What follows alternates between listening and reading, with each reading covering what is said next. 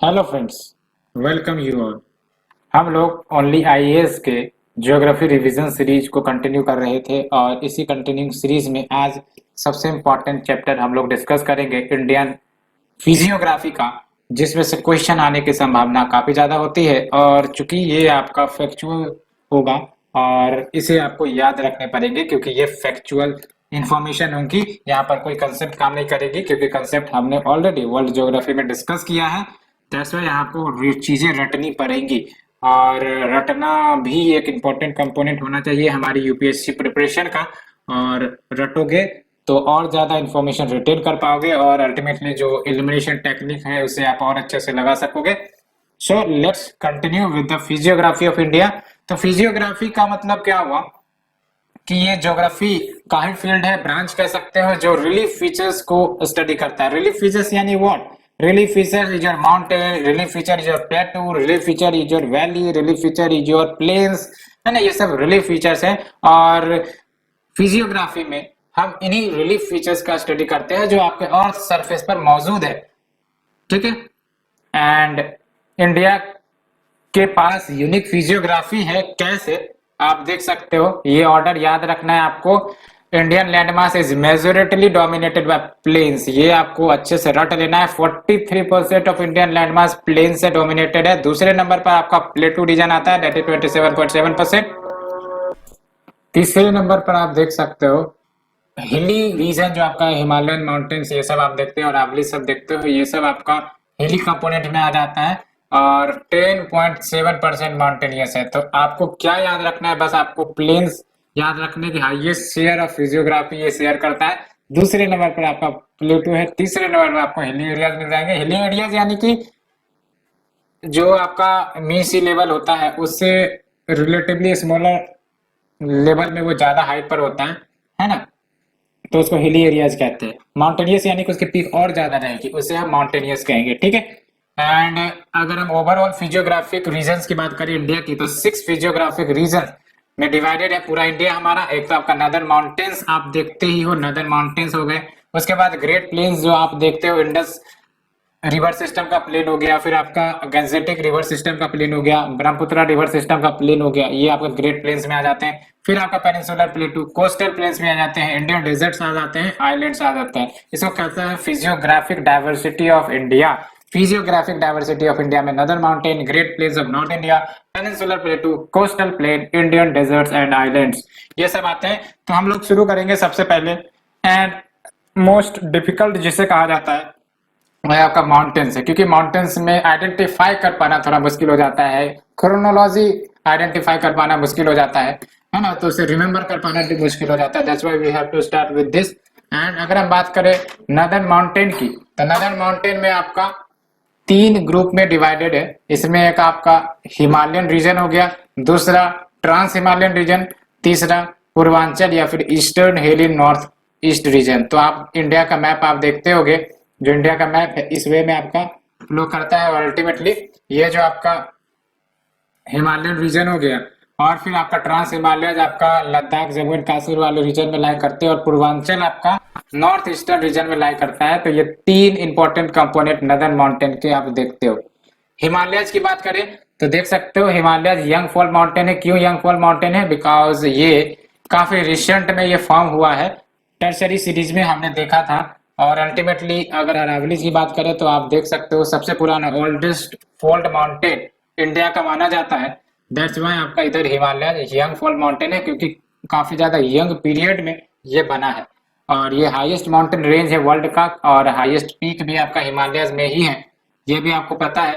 और हिमालय के सिग्निफिकेंस की बात करें तो सबसे पहली बात तो ये नेचुरल बैरियर। क्यों नेचुरल बैरियर? बिकॉज एक तरफ आपका जो तिब्बत प्लेटू है और दूसरी तरफ आपका नदर्न प्लेन्स है, पेनिनसुलर इंडिया, उसको ये डिमार्केट करती है। और नॉट ओनली ये नेचुरल बैरियर है, कल्चरल बैरियर भी है ना। इधर आपका यूरोपियन कल्चर आ जाता है, चाइनीज कल्चर आ जाते हैं, जबकि इधर हमारा इंडियन कल्चर, ये सब कल्चर मिल जाते हैं। और because of that broader barrier ये कल्चर्स का भी डिमार्केशन करता है, क्लाइमेट का भी डिमार्केशन ये करता है। दैट्स वाई क्लाइमेट का डिमार्केशन कैसे? बिकॉज जो कोल्ड विंड्स आर्कटिक से फ्लो होकर आती है सेंट्रल एशिया रीजन से फ्लो होकर आती हैं। ये बैरियर उस कोल्ड विंड को रोकती है और अल्टीमेटली इंडिया को कूलर क्लाइमेट से बचाती है। अदरवाइज विंटर के समय में इंडिया का जो टेम्परेचर है वो और ज्यादा फ्रीजिंग हो जाएगा, इसीलिए आपको ये याद रखने की जरूरत है। ठीक है, तो यहाँ पर आप देख लो, extreme cold, snow and rugged topography ये डिस्करेज करती है नेबर्स को to enter India through Himalaya, and that's why ये सिक्योरिटी बैरियर भी है, डिफेंस बैरियर भी है। क्यों? क्योंकि इसका आपका एक क्लाइमेटिक बैरियर है। Climatic barrier in the sense कि काफी ज्यादा कोल्ड होता है। सियाचिन ग्लेशियर को देख लो कितना कोल्ड टेम्परेचर होता है, या फिर जो टोपोग्राफी है वो रग्ड टोपोग्राफी है, और यहाँ पर हमेशा landslide, this slide, that slide होते रहते हैं, आप भी देखते हो, है ना, जिसके कारण जो आपके दुश्मन हैं या फिर जो इन्वेडर हैं उनको इधर से अटैक करने में दिक्कत आई। दैट्स वाई जो रास्ता आप देख रहे हो नॉर्थ वेस्टर्न रीजन का, उधर से इन्वेडर्स आने शुरू हुए थे, ना कि आपका इस आपका जो नेपाल या फिर आपका जो भूटान वाले रीजन से, क्योंकि इधर से आना ही संभव नहीं था। एंड ये हिमालय आपका वेस्ट टू ईस्ट डायरेक्शन में रन करता है, starting from Indus to the Brahmaputra along the northern boundary of India. और याद रखना है आपको, इसे हिमाद्री भी कहा जाता है, हिमवन कहा जाता है, हिमाचल कहा जाता है, and are the youngest and the loftiest mountain chain of the world. और इसकी लेंथ की बात करें तो 2400 किलोमीटर का ये टोटल लेंथ है आपका, और ये आपका इंडस जॉर्ज से ब्रह्मपुत्रा जॉर्ज तक एरिया को, लेंथ को कवर करता है। और ये जो आपका हिमालयज है, याद रखना, we are talking about Himalayas. Himalayas का अनदर नेम क्या है आपका? हिमाद्री, हिमवन, हिमाचल, और ये यंगेस्ट है and ultimately loftiest mountain chain है ऑफ द वर्ल्ड का, एंड 2400 किलोमीटर की इसकी स्ट्रेचिंग है, लेंथ है, और ये इंडस जॉर्ज से शुरू होती है, ब्रह्मपुत्र जॉर्ज तक खत्म करती है। और ये वाइडेस्ट कहाँ पर है? तो कश्मीर रीजन में ये वाइडेस्ट है, 500 किलोमीटर का वाइडनेस है। वाइडनेस मतलब दिस, ठीक है, ये वाइडनेस, ऐसे वाइडनेस आपका कम होते चला जाता है। ठीक है, तो वाइडनेस आपका कहाँ पर है? मैक्सिमम कश्मीर में, मिनिमम कहाँ पर है? अरुणाचल प्रदेश में। तो अरुणाचल प्रदेश में ये जो ग्रेट हिमालय है वो आपको मिनिमम वाइडनेस का देखने को मिलेगा। पामीर नॉट की बात करें तो Pamir is nothing but roof of the world. ये इतनी ज्यादा ऊपर है कि आप यहाँ पर खड़े होकर पूरा central Asia, south Asia, east Asia, west Asia का दर्शन कर सकते हो। दैट्स व्हाई इसको रूफ ऑफ द वर्ल्ड का नाम दिया गया है। एंड ये आपका हिमालय को कनेक्ट करता है, सेंट्रल एशियन पिक्स को कनेक्ट करता है, तिब्बतियन माउंटेन पिक्स को, सबको कनेक्ट करता है। ठीक है, एंड जो नंबर ऑफ पीक है यहाँ पर आपका मोर देन 8000 मीटर के हाइट का है, और 14 पीक्स ऐसे हैं यहाँ पर जिनकी हाइट मोर देन 8000 मीटर है, और 20 ऐसे हैं जिनका मोर देन 7500 मीटर का पीक है। एंड जो सदर्न बाउंड्री है it is well defined by the foothills, जबकि northern boundary is obscured and merges with the Tibetan plateau. And individual ranges have steep gradient towards the south, ये याद रखना है। ठीक है, ग्रेडियंट हमारा स्टीपनेस किधर, हिमालय का स्टीपनेस किधर है? इंडियन लैंडमास की तरफ। ठीक है, दैट्स व्हाई इंडियन साइड से चढ़ पाना माउंटेन्स पर वो मुश्किल होता है, और नॉर्थ के तरफ से यानी कि from the side of Nepal उधर से चढ़ पाना आसान होता है। तो याद रखना है आपका स्लोप साउथ के डायरेक्शन में काफी ज्यादा ग्रेडियंट है, स्टीप है, और नॉर्थ की बात करें तो ये जेंटलर स्लोप है। अवध और बंगाल प्लेन में Himalaya rises abruptly and attains the greater height in short distance from the plain, and इसीलिए आपका जो कंचनजंगा है, एवरेस्ट है, वो आपको प्लेन से भी विजिबल हो जाते हैं। And in contrast western Himalaya वो ग्रेजुअली राइज होते हैं वाया सीरीज ऑफ रेंजेज, है ना, पहले ये काराकोरम, फिर लद्दाख, फिर जस्कर, फिर आपका पीर पंजल, धौलाधर, फिर शिवालिक, ये आपका रेंज चलता है, तो आप देख सकते हो। ठीक है, दैट्स व्हाई कंचनजंगा, एवरेस्ट ये प्लेन से तो विजिबल हो जाएंगे, लेकिन अगर वेस्टर्न हिमालय की बात करें तो वो नहीं दिखेंगे, बिकॉज सीरीज ऑफ हिमालय उसके अलोंग आपको खड़ी हुई मिलती है। एंड कुछ इंपॉर्टेंट पास याद रखना है, तो देख लो। पास की अगर हम बात करें तो ये आपका गैप कह सकते हो या रूट कह सकते हो बिटवीन ए रिज या हिल, है ना। तो अगर कोई हिल है बेसिकली, है ना, हिल तो हाई ऑल्टीट्यूड पर होती है, आपको पता है, तो ये हिल के बीच के जो आपका पाथवे क्रिएट करता है इट इज कॉल्ड पास, है ना। पास के माध्यम से व्यक्ति इधर से उधर जा सकते हैं, रिवर जो है वो आपका एक लोकेशन से डिफरेंट रीजन में मूव कर सकते हैं, इट इज ऑल बिकॉज पास। ठीक है, जैसे for example north western reason से इन्वेडर आते हैं, it is all because passes हैं उधर पर, और पासेस को क्रॉस करके इतिहास में बहुत सारे जो इन्वेडर है वो इंडिया की तरफ आए थे। एंड रेंजेस की बात करें तो it is nothing but large landmass consisting of mountains, ridges, peaks, ये आपका रेंज कहलाते हैं ना। तो माउंटेन रेंजेस की बात करें तो इसमें आपका मैनी माउंटेन्स, रिजेस, पीक्स, ये सब आ जाएंगे। पीक की बात करें तो हाईएस्ट पॉइंट या टिप होता है किसी भी माउंटेन रेंज का। वैली की बात करें तो इट इज अ डिप्रेशन और flat land between two elevated area, जैसे आपका माउंटेन का एक एरिया एलिवेटेड वन है, दूसरा ये जो बचा आपका वैली बचा, ठीक है। एंड दुन की बात करें तो ये आपका लॉन्गिट्यूडनल वैली है जो आपका एग्जिस्ट करता है बिटवीन हिमाचल एंड शिवालिक, ठीक है। तो शिवालिक सबसे सदर्न मोस्ट नदर्न माउंटेन में मौजूद है, और उसके नॉर्थ में आपका जो हिमाचल माउंटेन है उसके बीच का जो आपका लॉन्गिट्यूडनल वैली देखने को मिलता है वो है आपका दून, ठीक है। दून एंड द्वार होते हैं, दो चीज होते हैं। अब बात करेंगे ओरिजिन ऑफ हिमालयाज की। तो जब हम हिमालयाज की ओरिजिन की बात करते हैं तो आपको भी पता है कि हिमालय के ओरिजिन से पहले एक तो आपका यूरेशियन लैंडमास अलग लोकेशन पर था, और जो इंडियन पेनिनसुलर लैंडमास जो गोंडवाना से ब्रेक ऑफ हुआ थे वो अलग लोकेशन पर था। और आपको पता है as the continent moves from time to time, तो ये जो इंडियन लैंडमास है वो आपका यूरोपियन लैंडमास के तरफ नजदीक आने लगे, और बीच में क्या था आपका ओशियन था, तैथिस सी था, है ना। और जैसे जैसे ये नजदीक आने लगे अल्टीमेटली, और ये भी पता है कि इंडियन लैंडमास फास्ट मूव कर रहे थे, है ना। और इसी बीच ये रियूनियन हॉटस्पॉट पर भी आते हैं, जिसके कारण आपका डेक्कन ट्रैप देखने को मिलता है present day in the Deccan प्लेटू। और उसके बाद और जब ये नजदीक आए तो अल्टीमेटली ये फिर क्या करेंगे, one plate will collide with the other plate, and इसके कारण क्या होगा, जो भी जियोसिंक्लाइन है उसके अराउंड जो आपका सेडिमेंट है ये सब कंप्रेस होंगे, थ्रेश अप होंगे, और अल्टीमेटली राइज अप करेंगे हिमालयाज के रूप में, ठीक है। और उसके बाद आपका टर्सरी फेज में ये सब हिमालय फॉर्मेशन शुरू होता है, और अभी तक ये कंटिन्यू कर रहा है बिकॉज एक्टिव प्लेट बाउंड्री पर लोकेटेड है, ठीक है। तो ये कहा जाता है कि they have come out of a great geosyncline, जिसको 33C कहते हैं। एंड ये एक ही बार में आप देख रहे हो जो भी हिमालय है वो एक ही बार में नहीं इरप्ट हुए हैं, धीरे धीरे रेंजेस में फेजेस में इरप्ट हुए हैं। सबसे पहले ग्रेटर हिमालय इरप्ट हुआ, उसके बाद मिडिल, उसके बाद शिवालिक। और ऐसा क्यों कहा जा रहा है, because mountain building is a slow process, origin is a slow process, and लेकिन डाइवर्जेंट व्यूज भी हैं about the process involve and the forces responsible.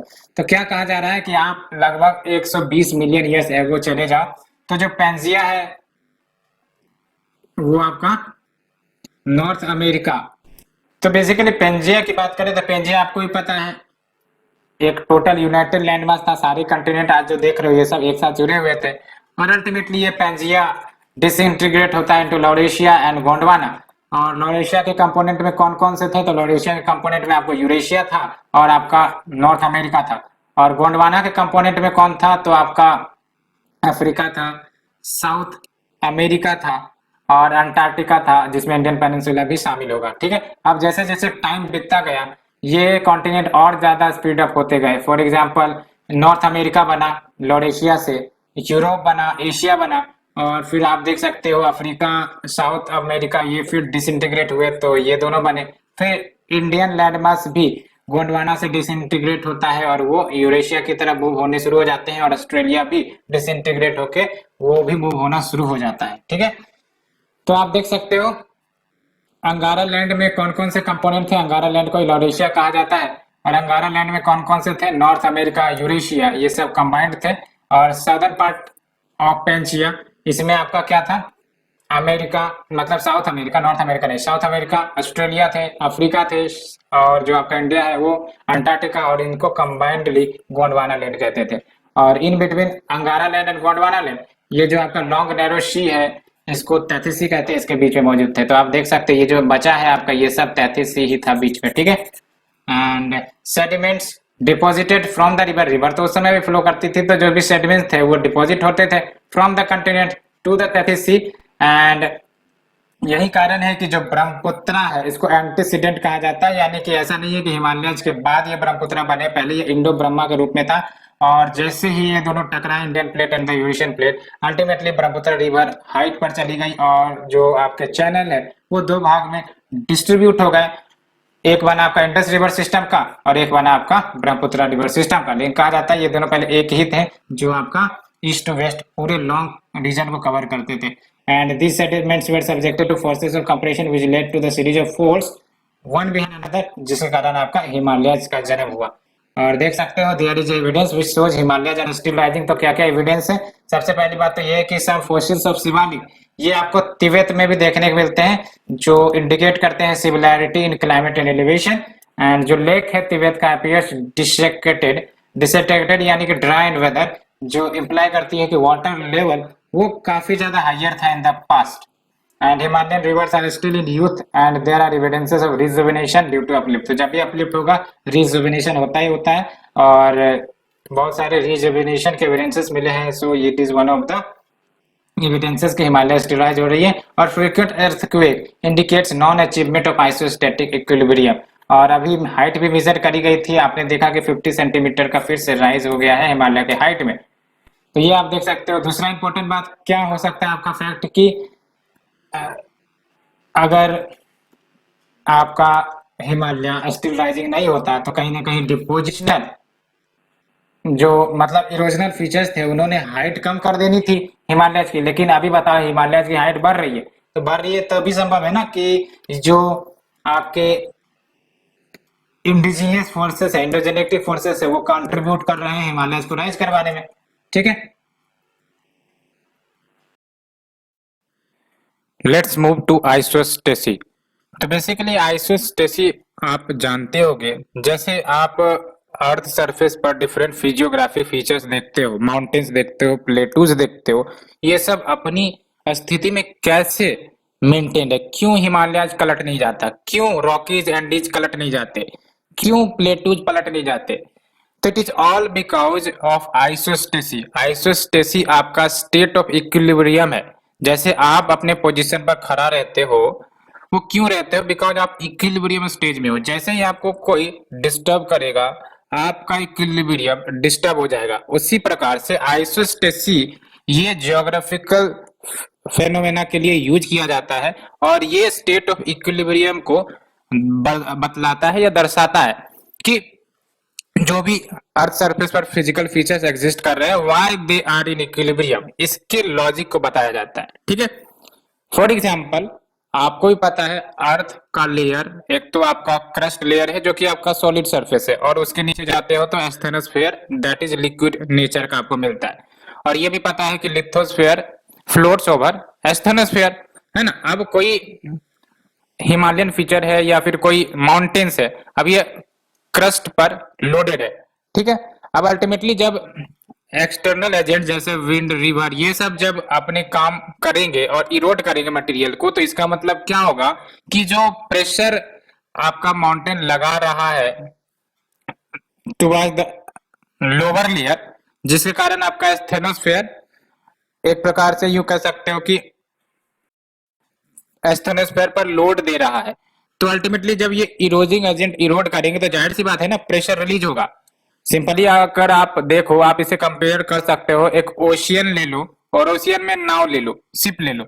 जब आप लोड बढ़ाओगे शिप में तो क्या होगा कि वो जो नाव है वो धसेंगी, नीचे की तरफ धसेंगी। जब आप मटेरियल्स हटाओगे तो वो जो नाव है वो ऊपर की तरफ आएंगे, बिकॉज प्रेशर ईज होगा। सेम है आपका कंसेप्ट आइसोस्टेसी, जो जियोग्राफिकल फीचर्स, फिजियोग्राफिक फीचर्स के लिए यूज होता है ना। तो यहाँ पर आप देख लो, इट इज द राइजिंग और settling of a portion of earth lithosphere that occurs when weight is removed और एडेड टू मेंटेन इक्विलिब्रियम। और ये सब क्यों होगा? It is all because to maintain equilibrium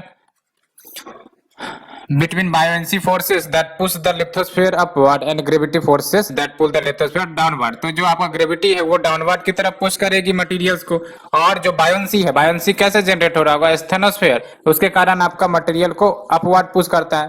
ठीक है, सिंपली आप इसे याद रखना, ओशियन एंड जो आपका बोट है या शिप्स है, उस वाले केस से आपको कभी कंफ्यूजन नहीं होगी। और जब ये दोनों forces, that is your force of buoyancy हो गया और आपका ग्रेविटी फोर्स हो गया, ये सब आपका बैलेंस में रहता है, तो कह सकते हो कि lithospheric block is said to be in isostatic equilibrium. And isostasy के कारण क्या इम्पैक्ट आपको देखने को मिलता है? तो इट इज ऑल बिकॉज कि जब भी आपका अर्थक्वेक या टेक्टोनिक अपलिफ्ट या फिर इंडोजेनस डिस्टर्बेंसेस आते हैं, तो आइसोस्टेसी ही है जो आपका हाई माउंटेन्स या फिर जो फिजियोग्राफिक फीचर्स है उनको कलटने से या फिर इक्विलिब्रियम में मेंटेन करके रखती है। ठीक है, तो ये याद रखना है आपको।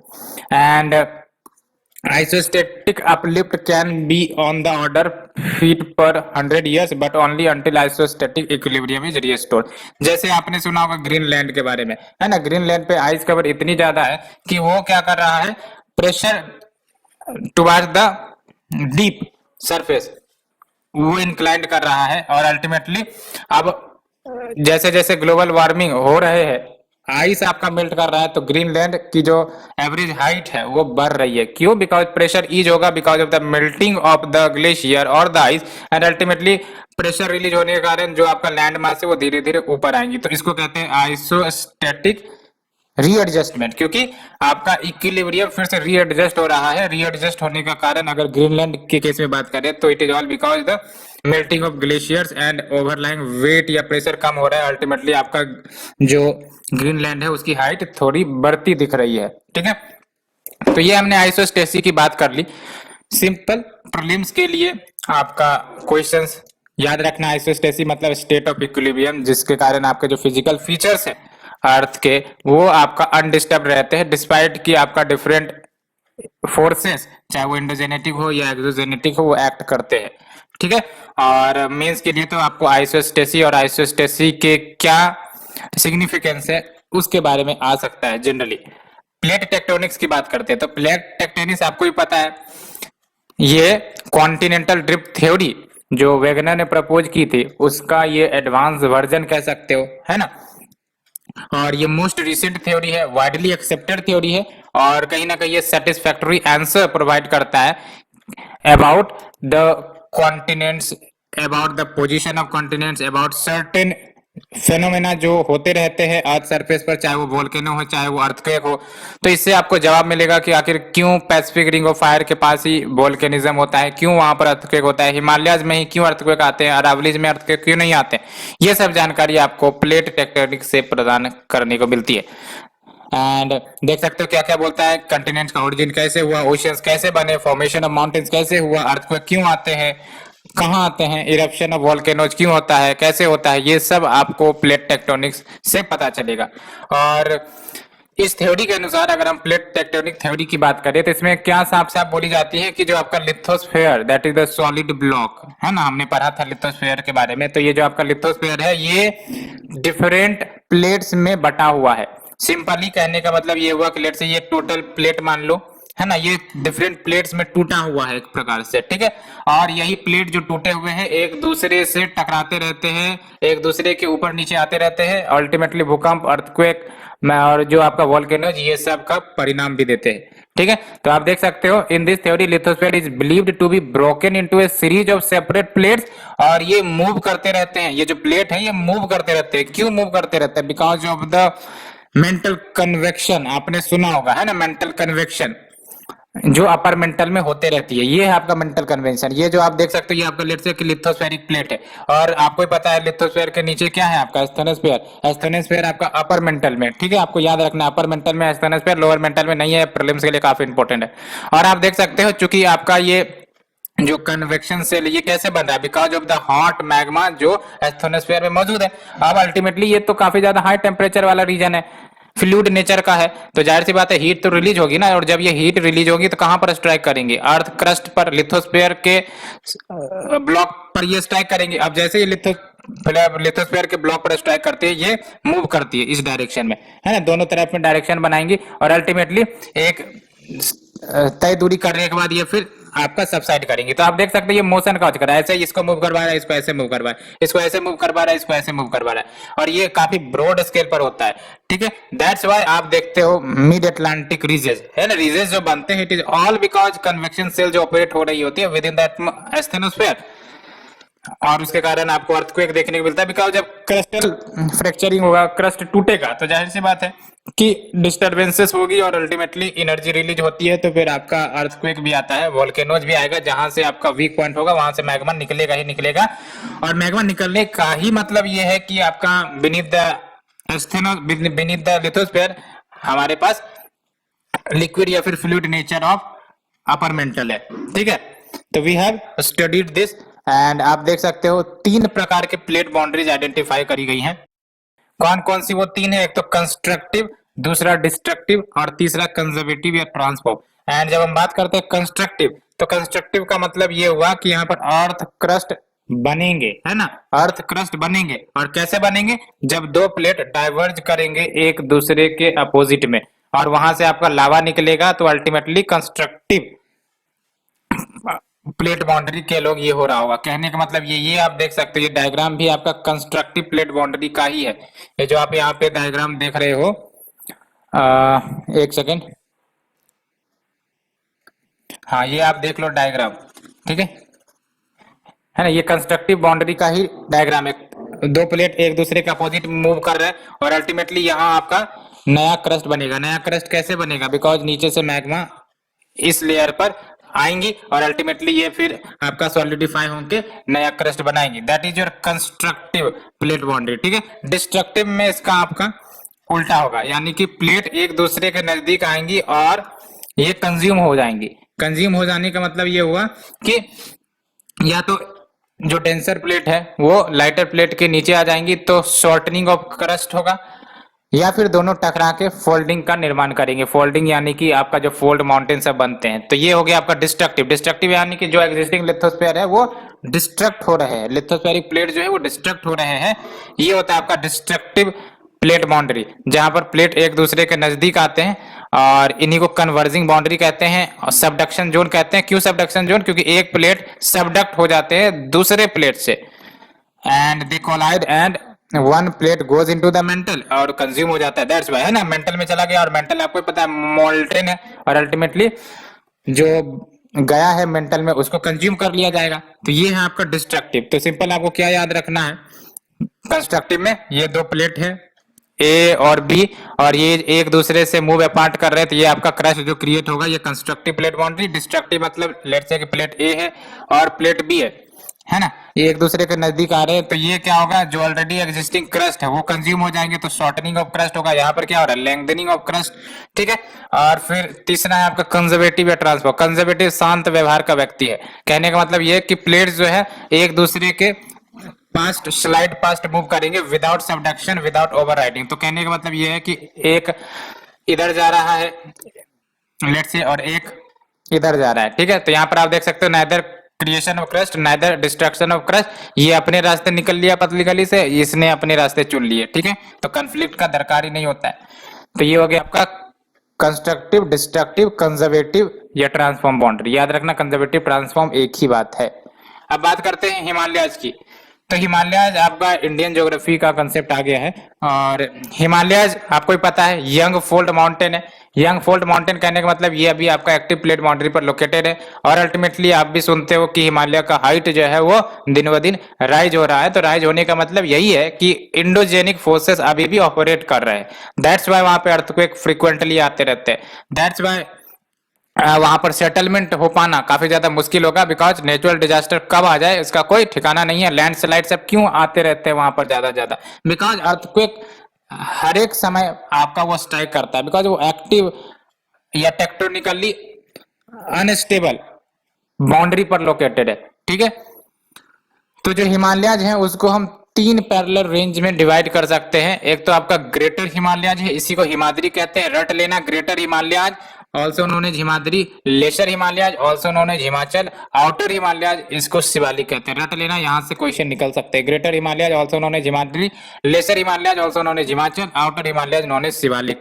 अब बात करते हैं कुछ फर्दर डिटेल्स की। ग्रेटर हिमालयाज या फिर हिमाद्री, इसको इनर या फिर सेंट्रल या फिर हिमाद्री हिमालयाज कहते हैं और ये नदर्न मोस्ट रेंज है। क्यों नदर्न मोस्ट रेंज है? क्योंकि ये आपका ग्रेटर हिमालय जाएंगे, फिर आपका लेसर हिमालय जाएंगे, फिर आपका शिवालिक आएगा। तो आप देख सकते हो नदर्न में कौन है सबसे, वो है आपका ग्रेटर हिमालय या फिर हिमाद्री, ठीक है। So it is the northern most range और ये टर्मिनेट होते हैं एब्रप्टली इन द नंगा पर्वत। नंगा पर्वत आपका नॉर्थ वेस्ट में आता है ना, ऐसे चलता है ग्रेटर हिमालय। मैप में आप देखोगे तो समझ में आ जाएगा, ऐसे चलता है ना ग्रेटर हिमालय। तो यहाँ पर टर्मिनेट होते हैं नंगा पर्वत। नंगा पर्वत पीक है बेसिकली नॉर्थ वेस्टर्न रीजन में, और नॉर्थ ईस्ट रीजन में ये कहाँ टर्मिनेट होते हैं, नामचा पर्वत। तो रट लेना, उल्टा ना कर देना, क्योंकि एमसीक्यू में उल्टा बना सकते हैं, ठीक है।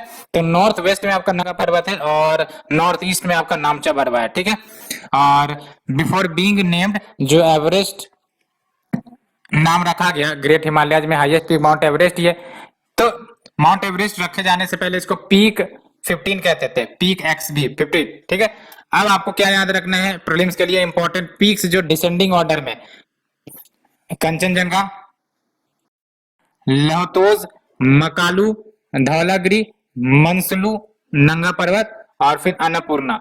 और कुछ इंपॉर्टेंट पीक्स बिटवीन 7000 से 8000 मीटर के बीच तो नंदा देवी पीक, कामेट, नामचा बरवा, बद्रीनाथ, त्रिशूल। आपको याद रखना है नंदा देवी जो पीक है वो आपका ग्रेटर हिमालय का है। ज्यादा आपको याद रखने की जरूरत नहीं है बिकॉज कंफ्यूजन हो जाएगा।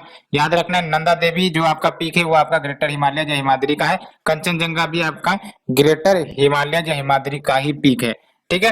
And these mountains are so formidable that they can not be crossed easily. काफी ज्यादा हायर एल्टीट्यूड का है ना, 7 से 8000 मीटर का ऑन एवरेज हाइट आप देख सकते हो। तो जाहिर सी बात है इतनी आसानी से तो क्रॉस नहीं किया जा सकता। इवन जो आपका कोल्ड विंड्स है फ्रॉम द नॉर्थ वो भी आसानी से क्रॉस नहीं करते, तो कहीं ना कहीं हमें प्रोटेक्ट करते हैं from the cold heavy wind से। और इंपॉर्टेंट पासेस जो ग्रेट हिमालय में, हाँ ये याद रखना है आपको इंपॉर्टेंट पासेस, ठीक है। यहाँ आपको याद रखना है बुर्जिल एंड जोजिला पास कश्मीर में, रट लेना है। बुर्जिल एंड जोजिला पास कश्मीर में, बारालाचाला एंड सिपकिला हिमाचल में। और सिपकिला पास से आपको पता है सतलज रिवर इंटर करती है इंडिया में। थांगटाला एंड नीति पास एंड लिपू लेक उत्तराखंड में, ठीक है। थांगटाला, नीति पास, लिपू लेक उत्तराखंड में, नाथुला, जिलीपला सिक्किम में। और ये भी याद रखना नाकुला भी सिक्किम में है क्योंकि नाकुला न्यूज में थे रिसेंटली। तो नाकुला, नाथुला, जिलीपला तीनों सिक्किम में, थांगटाला, नीति पास, लिपू लेक ये उत्तराखंड में, बारालाचाला, सिपकिला हिमाचल में है, बुर्जिल एंड जोजिला कश्मीर में, ठीक है। Now let's move to the lesser Himalaya या हिमाचल। तो ये लेसर हिमालय या हिमाचल आपका बिटवीन शिवालिक एंड आपका ग्रेटर हिमालय के बीच में लाई करेगा, जाहिर सी बात है ना। तो ऊपर आपका नॉर्थ में ग्रेटर हिमालय हो गए, साउथ में आपका शिवालिक हो गए, तो बीच में कौन बचा, लेसर हिमालय बचा, ठीक है। तो ये तो आप याद रख ही सकते हो। इंपॉर्टेंट रेंजेस की बात करें तो धौलाधर रट लेना है, धौलाधर इसी का है। पीर पंजल आपका इसी का है, ठीक है, रट लेना है। धौलाधर पीर पंजल ये आपका लेसर हिमालय का पार्ट है, ग्रेटर हिमालय का पार्ट नहीं है, ठीक है।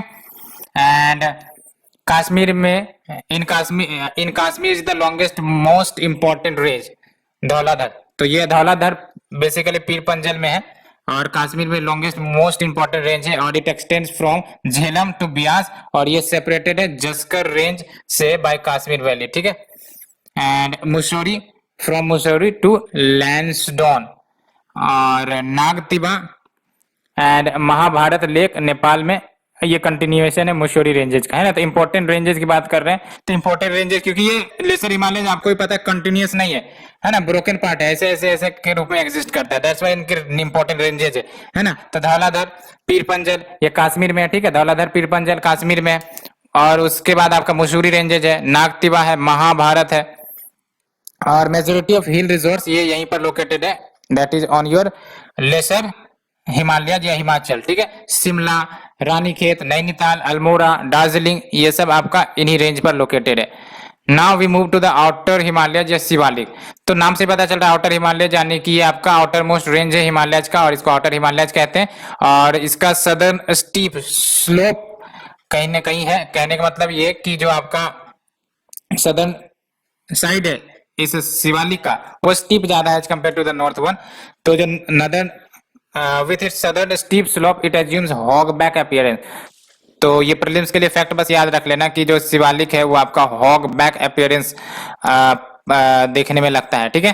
And runs parallel to the lesser Himalaya from Potwar plateau to Brahmaputra valley and except for 80 से 90 kilometre in which Teesta flows, ये आपका ऑलमोस्ट अनब्रोकन सीरीज रहती है लो हिल्स का। तो सबसे ज्यादा ब्रोकन किसमें आपको देखने को मिल रहा है, लेसर हिमालय या फिर हिमाचल में।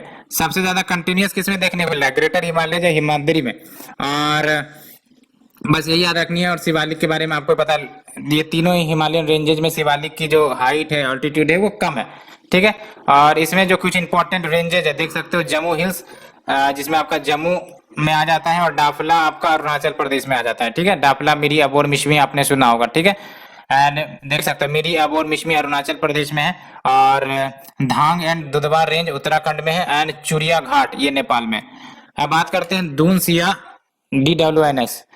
तो बेसिकली जो शिवालिक हिल्स हैं ये आपको ही पता है सबसे अंत में, जो आपके अदर टू हमने डिस्कस किया उसके बाद ही ये शिवालिक बने, क्योंकि सीरीज ऑफ इवेंट्स हुआ था फॉर्मेशन ऑफ हिमालय में, आपने देखा है ना।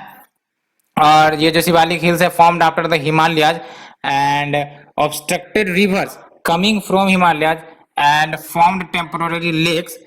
कहने का मतलब ये है कि पहले से लेट से कि आपका जो नदन हिमालयाज बनने का तो वो तो बन गया, फिर जब इसका राइज हो रहा था शिवालिक का, तो जो रिवर्स हिमालय से आ रहे थे अल्टीमेटली वो रिवर्स क्या करे, एक प्रकार से टेम्पोररी रूप से शिवालिक के द्वारा ब्लॉक कर दिया गया, क्योंकि शिवालिक भी राइज हो रहा था। अल्टीमेटली अब ये रिवर जाए कहाँ, तो ये रिवर बेसिकली टेम्पोररी लेक के रूप में बन गया। अब टेम्पोररी लेक के रूप में बन गया तो अल्टीमेटली जब ये धीरे धीरे आपका ये डिपॉजिट से कवर हो जाएगा, है ना, डिपॉजिट से कवर हो जाएगा और कुछ वाटर जो है वो शिवालिक के माध्यम से शिवालिक रेंज को काट के वाटर बाहर भी निकल जाएंगे। तो जब वाटर आपका बाहर निकल गया अलोंग विथ कुछ डिपोजिशन हो गए इन दोनों बीच, इन दोनों रेंजेस के बीच में, तो ये जो आपका फर्टाइल लैंड बना वैली टाइप का लॉन्गिट्यूडनल वैली जो बना ये आपका दून्स कहलाता है। ठीक है, दून्स कहलाता है। और यहाँ पर आपको एक कुछ इंपॉर्टेंट लोकेशंस हैं जैसे देहरादून, है ना, दैट्स व्हाई कुछ इंपॉर्टेंट आपके जो हैबिटेशन यहाँ पर एग्जिस्ट करते हैं। अदरवाइज इतने डिफिकल्ट टेरेन में सोचो कैसे हैबिटेट एग्जिस्ट करता है। It is all because of the Doon जो इन्होंने या टेम्पोररी लेक्स के कारण बना है। ठीक है, तो Duns nothing but depositional feature है, कहने का मतलब ये। और है ना, तो देख सकते हो these lakes dried up and left behind duns, जैसे एग्जांपल देहरादून, तो देहरादून बेसिकली दून पर ही बसा हुआ है। ठीक है, so duns are depositional feature. And chos की बात करें तो जो सदर्न स्लोप है are devoid of any vegetation in Punjab and Himachal and are highly dissected by several stream known as chos. ठीक है, तो अब तो ये चलो शिवालिक का जो नॉर्दर्न वाला है वहां पर तो आपका लॉन्गिट्यूडनल वैली बन गया और अल्टीमेटली वेजिटेशन भी है, पॉपुलेशन भी रहते हैं, लेकिन सदर्न स्लोप में ऐसा नहीं हो सका, इसीलिए यहाँ पर आपको उतना ज्यादा वेजिटेशन नहीं देखने को मिलता है और अल्टीमेटली हाईली डिसेक्टेड है। डाइसेक्टेड होने का मतलब ऑल की जो रिवर आ रहे थे शिवालिक के नॉर्दर्न रीजन से वो आपका वाटर फ्लो करते करते सदर्न को क्रॉस करेगा, तो वो बीच के जो हिमालयन रेंजेज है या फिर जो शिवालिक की रेंजेज है उसको क्रॉस करेगी, तो डाइसेक्ट करेंगे, डिवाइड करेंगे, है ना, तो सेवरल स्ट्रीम्स देखने को मिलेगा, इसको चौज कहते हैं ना। So we have discussed.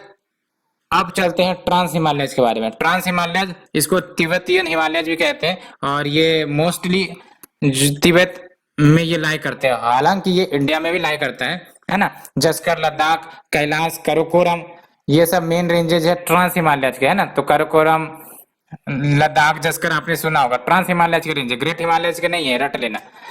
रक्का, पोसी एंड हरमोस रेंजेज में be treated as extension of Ladakh range and northernmost ranges of trans Himalayas, देख सकते हो ग्रेट काराकोरम रेंज और इसको कृष्णगिरी रेंज भी कहते हैं ना। तो नदर्न मोस्ट रेंज अगर पूछा जाए ट्रांस हिमालयज का तो काराकोरम रेंज, इसी को कृष्णगिरी रेंज भी कहते हैं। और K2 high second highest peak है वर्ल्ड में एंड हाईएस्ट पीक इंडिया में, और ये name it has been named Godwin Austen by the British and Chogori by the Chinese. तो उतने डिटेल में हमें नहीं जानना है। K2 पीक को गॉडविन अस्टिन भी कहते हैं, ये याद रखना है आपको। और फर्स्ट हाईएस्ट पीक पूरे विश्व में कौन है? Mount Everest. सेकंड आपका K2 आता है, ठीक है, और थर्ड में आपका आता है कंचनजंगा, ठीक है। और अगर इंडिया की बात करें तो इंडिया में हाईएस्ट पीक कौन सा है? कंचनजंगा। सेकंड हाईएस्ट पीक आपका K2 आ जाएगा, ठीक है। तो आपको क्या याद रखना है, अगर हम वर्ल्ड ओवर की बात करें तो आपका माउंट एवरेस्ट टॉप पीक रहेगा, दूसरे नंबर पर आएगा आपका K2, ठीक है। और अगर इंडिया की बात करें तो इंडिया में K2 आपका हाईएस्ट पीक हो जाएगा और दूसरे नंबर पर कंचनजंगा जो है वो हो जाएगी, ठीक है। Let's move to the next, Purvanchal या फिर ईस्टर्न हिल्स जो आपका नॉर्थ ईस्ट रीजन में। तो बेसिकली आफ्टर क्रॉसिंग दिहांग, दिहांग एक रीजन है, तो आप देखते होगे कि जैसे हिमालय ऐसे चल रही है और अल्टीमेटली ये एक सडन मूव करती है, तो ये रीजन जहां पर आपका सडन मूवमेंट टुवर्ड साउथ हो रहा है वो दिहांग रीजन कहलाता है, ठीक है। तो after crossing the Dihang turn the Himalayas takes a sudden turn and series of comparatively low hills बनाती है running in the shape of crescent, ऐसा टाइप का। And from Arunachal to Mizoram ये इंडिया का बॉर्डर भी बनाती है विथ म्यांमार, तो नेचुरल बाउंड्री कह सकते हो बिटवीन इंडिया एंड म्यांमार, वो आपका पूर्वांचल बनाती है या फिर ईस्टर्न हिल बनाती है। इंपॉर्टेंट पीक्स देख सकते हो, पटकाई बम, इंपॉर्टेंट पीक्स कह लो या फिर रेंजेस कह लो, पटकाई बम है जो इंटरनेशनल बाउंड्री बनाती है between Arunachal and Myanmar. And उसके बाद आपको नागा हिल्स देखने को मिलेगा। नागा हिल्स में सरामती पीक हाईएस्ट है, रट लेना, ये नागा हिल्स में सरामती पीक हाईएस्ट है। Patkai Bum and Naga hills form the watershed between India and Myanmar. और जो कोहिमा हिल है वो वेस्ट में है एंड ये सैंडस्टोन से बने हुए हैं, सिलेट से बने हुए हैं और रफ टोपोग्राफी है। And south of Naga hill, तो नागा हिल अगर यहाँ पर है तो इसके साउथ में जो है that is south of the Naga hill, तो वो मणिपुर हिल है जो बाउंड्री बनाती है बिटवीन मणिपुर एंड म्यांमार। और बरेल रेंजेस ये सेपरेट करते हैं नागा और मणिपुर हिल को। तो क्या याद रखना है आपको, बरेल रेंज के बारे में जरूर याद रखना है, नॉर्थ ईस्ट रीजन में है और ये नागा एंड मणिपुर हिल्स को सेपरेट करता है। ये सब आप नहीं भी याद रखोगे तो चलेगा। आपको क्या याद रखना है, सबसे पहले क्रोनोलॉजी याद रखनी है नॉर्थ ईस्टर्न हिल्स की। पटकाई बम आता है ना, फिर नागा हिल्स आता है, उसके बाद आपका मणिपुरी हिल आता है, फिर अल्टीमेटली जो बरेल रेंजेज है ना वो आते हैं, ठीक है। एंड मेघालय में आपको भी पता है we have the Gairo Khasi जेनिथिया। ये गैरो खासी जेनिथिया हिमालयन के पार्ट नहीं है, आपको पता होना चाहिए। ये कंटिन्यूएशन है पेनिनसुलर ब्लॉक का, है ना, ठीक है, कंटिन्यूएशन है पेनिनसुलर ब्लॉक का। तो मेघालय में आप देखते हो Garo Khasi Jaintia hill, it is not a Himalayan portion. ये हिमालय बनने के कारण नहीं बनी है, it was already available with the peninsular block. And Mizo hills या लुसाई हिल्स ये मणिपुरी हिल्स के साउथ में है, ठीक है। और आपको थोड़ा सा रिमेम्बर करने में डिफिकल्टी आ रही होगी, डेफिनेटली ये डिफिकल्टी आती है। आपको कैसे रिमेम्बर रहेंगे, जब आप एटलस खोलोगे और अल्टीमेटली नॉर्थ ईस्ट का पोर्शन आप पिकअप करोगे, फिजियोग्राफी में जाओगे और अल्टीमेटली देखोगे क्रोनोलॉजी में कि कौन नॉर्थ से साउथ अलाइड है, तब आपका कंफ्यूजन दूर होगा। अदरवाइज यहाँ मैं पढ़ा रहा हूँ बट आपके माइंड में बहुत ही कम चीजें अंदर आ रही होंगी, क्योंकि ये फिजियोग्राफिक थिंग्स हैं और इसका फिजिकल विजिबिलिटी होना जरूरी है। मैप के सामने आप रख के पढ़ो तो आपको एक एक चीज क्लियर हो जाएंगी। आप उसको हाईलाइट करो कि हाँ कि आपका पटकाई बम नॉर्दर्न मोस्ट में है, उसके बाद आपका नागा हिल्स आता है, फिर मणिपुरी हिल्स आता है। ऐसे आप पढ़ोगे ऑक्सफोर्ड को देख के या फिर जो मैप है उसको देखकर, तो आपको याद चीजें ज्यादा रहेंगी, रटने भी नहीं पड़ेंगे। अब बात करते हैं सिंटैक्सिकल बेंड्स ऑफ हिमालय, है ना। तो बेसिकली ये जो सिंटैक्सिकल बेंड है और कुछ नहीं बल्कि जो हिमालय आपका एक, चलो ईस्ट से वेस्ट जा रही थी या वेस्ट से ईस्ट आ रही थी, अल्टीमेटली एक सडन टर्न ले लिया जाता है। ये सडन टर्न के पॉइंट को ही सिंटैक्सिकल बेंड कहते हैं, ठीक है। तो देख सकते हो east west trend of Himalaya, ये तो चलो ठीक ठाक चल रही थी लेकिन सडनली टर्मिनेट हो गई because of the sharp bend at both the extremities. दोनों तरफ, एक तरफ नॉर्थ वेस्ट वाले रीजन में भी और नॉर्थ ईस्ट वाले रीजन में भी, ठीक है। ये जो आप देख रहे हैं ये दो पॉइंट, ये सिंटैक्सिकल बेंड है, इसी को सिंटैक्सिकल बेंड कहते हैं। एंड जो वेस्टर्न बेंड है वो कहां पर अकर होता है, नंगा पर्वत, ये मैंने आपको बताया भी। और जो ईस्टर्न बेंड है ये कहां पर होता है, near the turn off Brahmaputra into India, जहां पर ब्रह्मपुत्र इंटर करती है इंडिया को, आई थिंक दिहांग रीजन था, वहां पर आपका ये सिंटैक्सिकल बैंड देखने को मिलता है इन अरुणाचल। अब बात करते हैं कुछ इंपॉर्टेंट पासेस जो हिमालयाज में है। ये सब कुछ इंपॉर्टेंट पासेस है, अगर याद रख सकते हैं तो याद रखिए क्योंकि इंपॉर्टेंट है। तो मीन तका पास ये ट्राई जंक्शन है, बेसिकली इंडिया अफगानिस्तान चाइना। तो आपको ही पता है ना, अफगानिस्तान का बॉर्डर इंडिया के साथ लगता है, तो चाइना के साथ भी लगता है और पाकिस्तान के साथ भी लगता है। तो ये जो ट्राई जंक्शन पॉइंट है वहां पर आपका मिनतका पास है, ठीक है, tri junction point between India Afghanistan and China. Aghil pass ये केटू जो पीक है उसके नॉर्थ में लाई करता है and it joins Ladakh with Xinjiang and winter में ये क्लोज रहती है, ठीक है। बनिहाल पास आपको जरूर याद रखने हैं, ये पीर पंजल रेंज पर है and remains close for winter. Passes मतलब समझते हो ना, रास्ता, है ना। आपका ये हिमालयज है या माउंटेन्स है, बीच बीच में लोअर रीजन भी तो आती हैं जहां से आसानी से क्रॉस किया जा सकता है। विंड भी क्रॉस करे जा सकते हैं, आदमी भी क्रॉस करे जा सकते हैं, गाड़ी भी क्रॉस करी जा सकती है, घोड़े या एनिमल्स ये सब भी क्रॉस कर सकते हैं। पीक से तो जरूर है कि क्रॉस नहीं किया जाएगा, जो आपका डिप्रेशन बनता है वहां से ही क्रॉस किए जाएंगे। तो इन्हीं को हम पास कहते हैं। तो पास आप होप समझ गए होंगे। तो बनिहाल पास याद रखना है, across the Pir Panjal range, और ये विंटर में क्लोज रहती है। खारदुंगला पास ये लेह के आसपास है, लेह कहां पर है, लद्दाख में, और ये भी विंटर में क्लोज रहती है। अब विंटर में क्लोज रहती है, समर में क्या रहती है नहीं रहती, ये सब रटने नहीं है, बस आपको लोकेशन पता होना चाहिए कौन से रेंज पे, है ना। बनिहाल पास पीर पंजल में है, खारदुंगला पास आपका लद्दाख रेंज में है, और ये world's highest motorable road passes है। यहाँ से पास होती है बेसिकली। तो ये आपको फीचर याद रखना है। खारदुंगला पास जो है यहाँ से आपका world's highest motorable road passes through this pass. And Pir Panjal pass traditional pass कह सकते हो on the Mughal road. And ये shortest and easiest link connect करता है जम्मू एंड कश्मीर को, बट क्लोज सिंस पार्टीशन। तो पार्टीशन हुआ उसके बाद ये बंद हो गए पास, पीर पंजल पास, ठीक है। तो जोजिला की बात करें तो ये इंपॉर्टेंट लिंक प्रोवाइड करता है between Srinagar and Kargil and Leh. तो जोजिला पास बेसिकली श्रीनगर को लेह से कनेक्ट करता है, कहने का मतलब ये है, ठीक है। तो जोजिला पास आपको श्रीनगर से लेह को कनेक्ट करता है।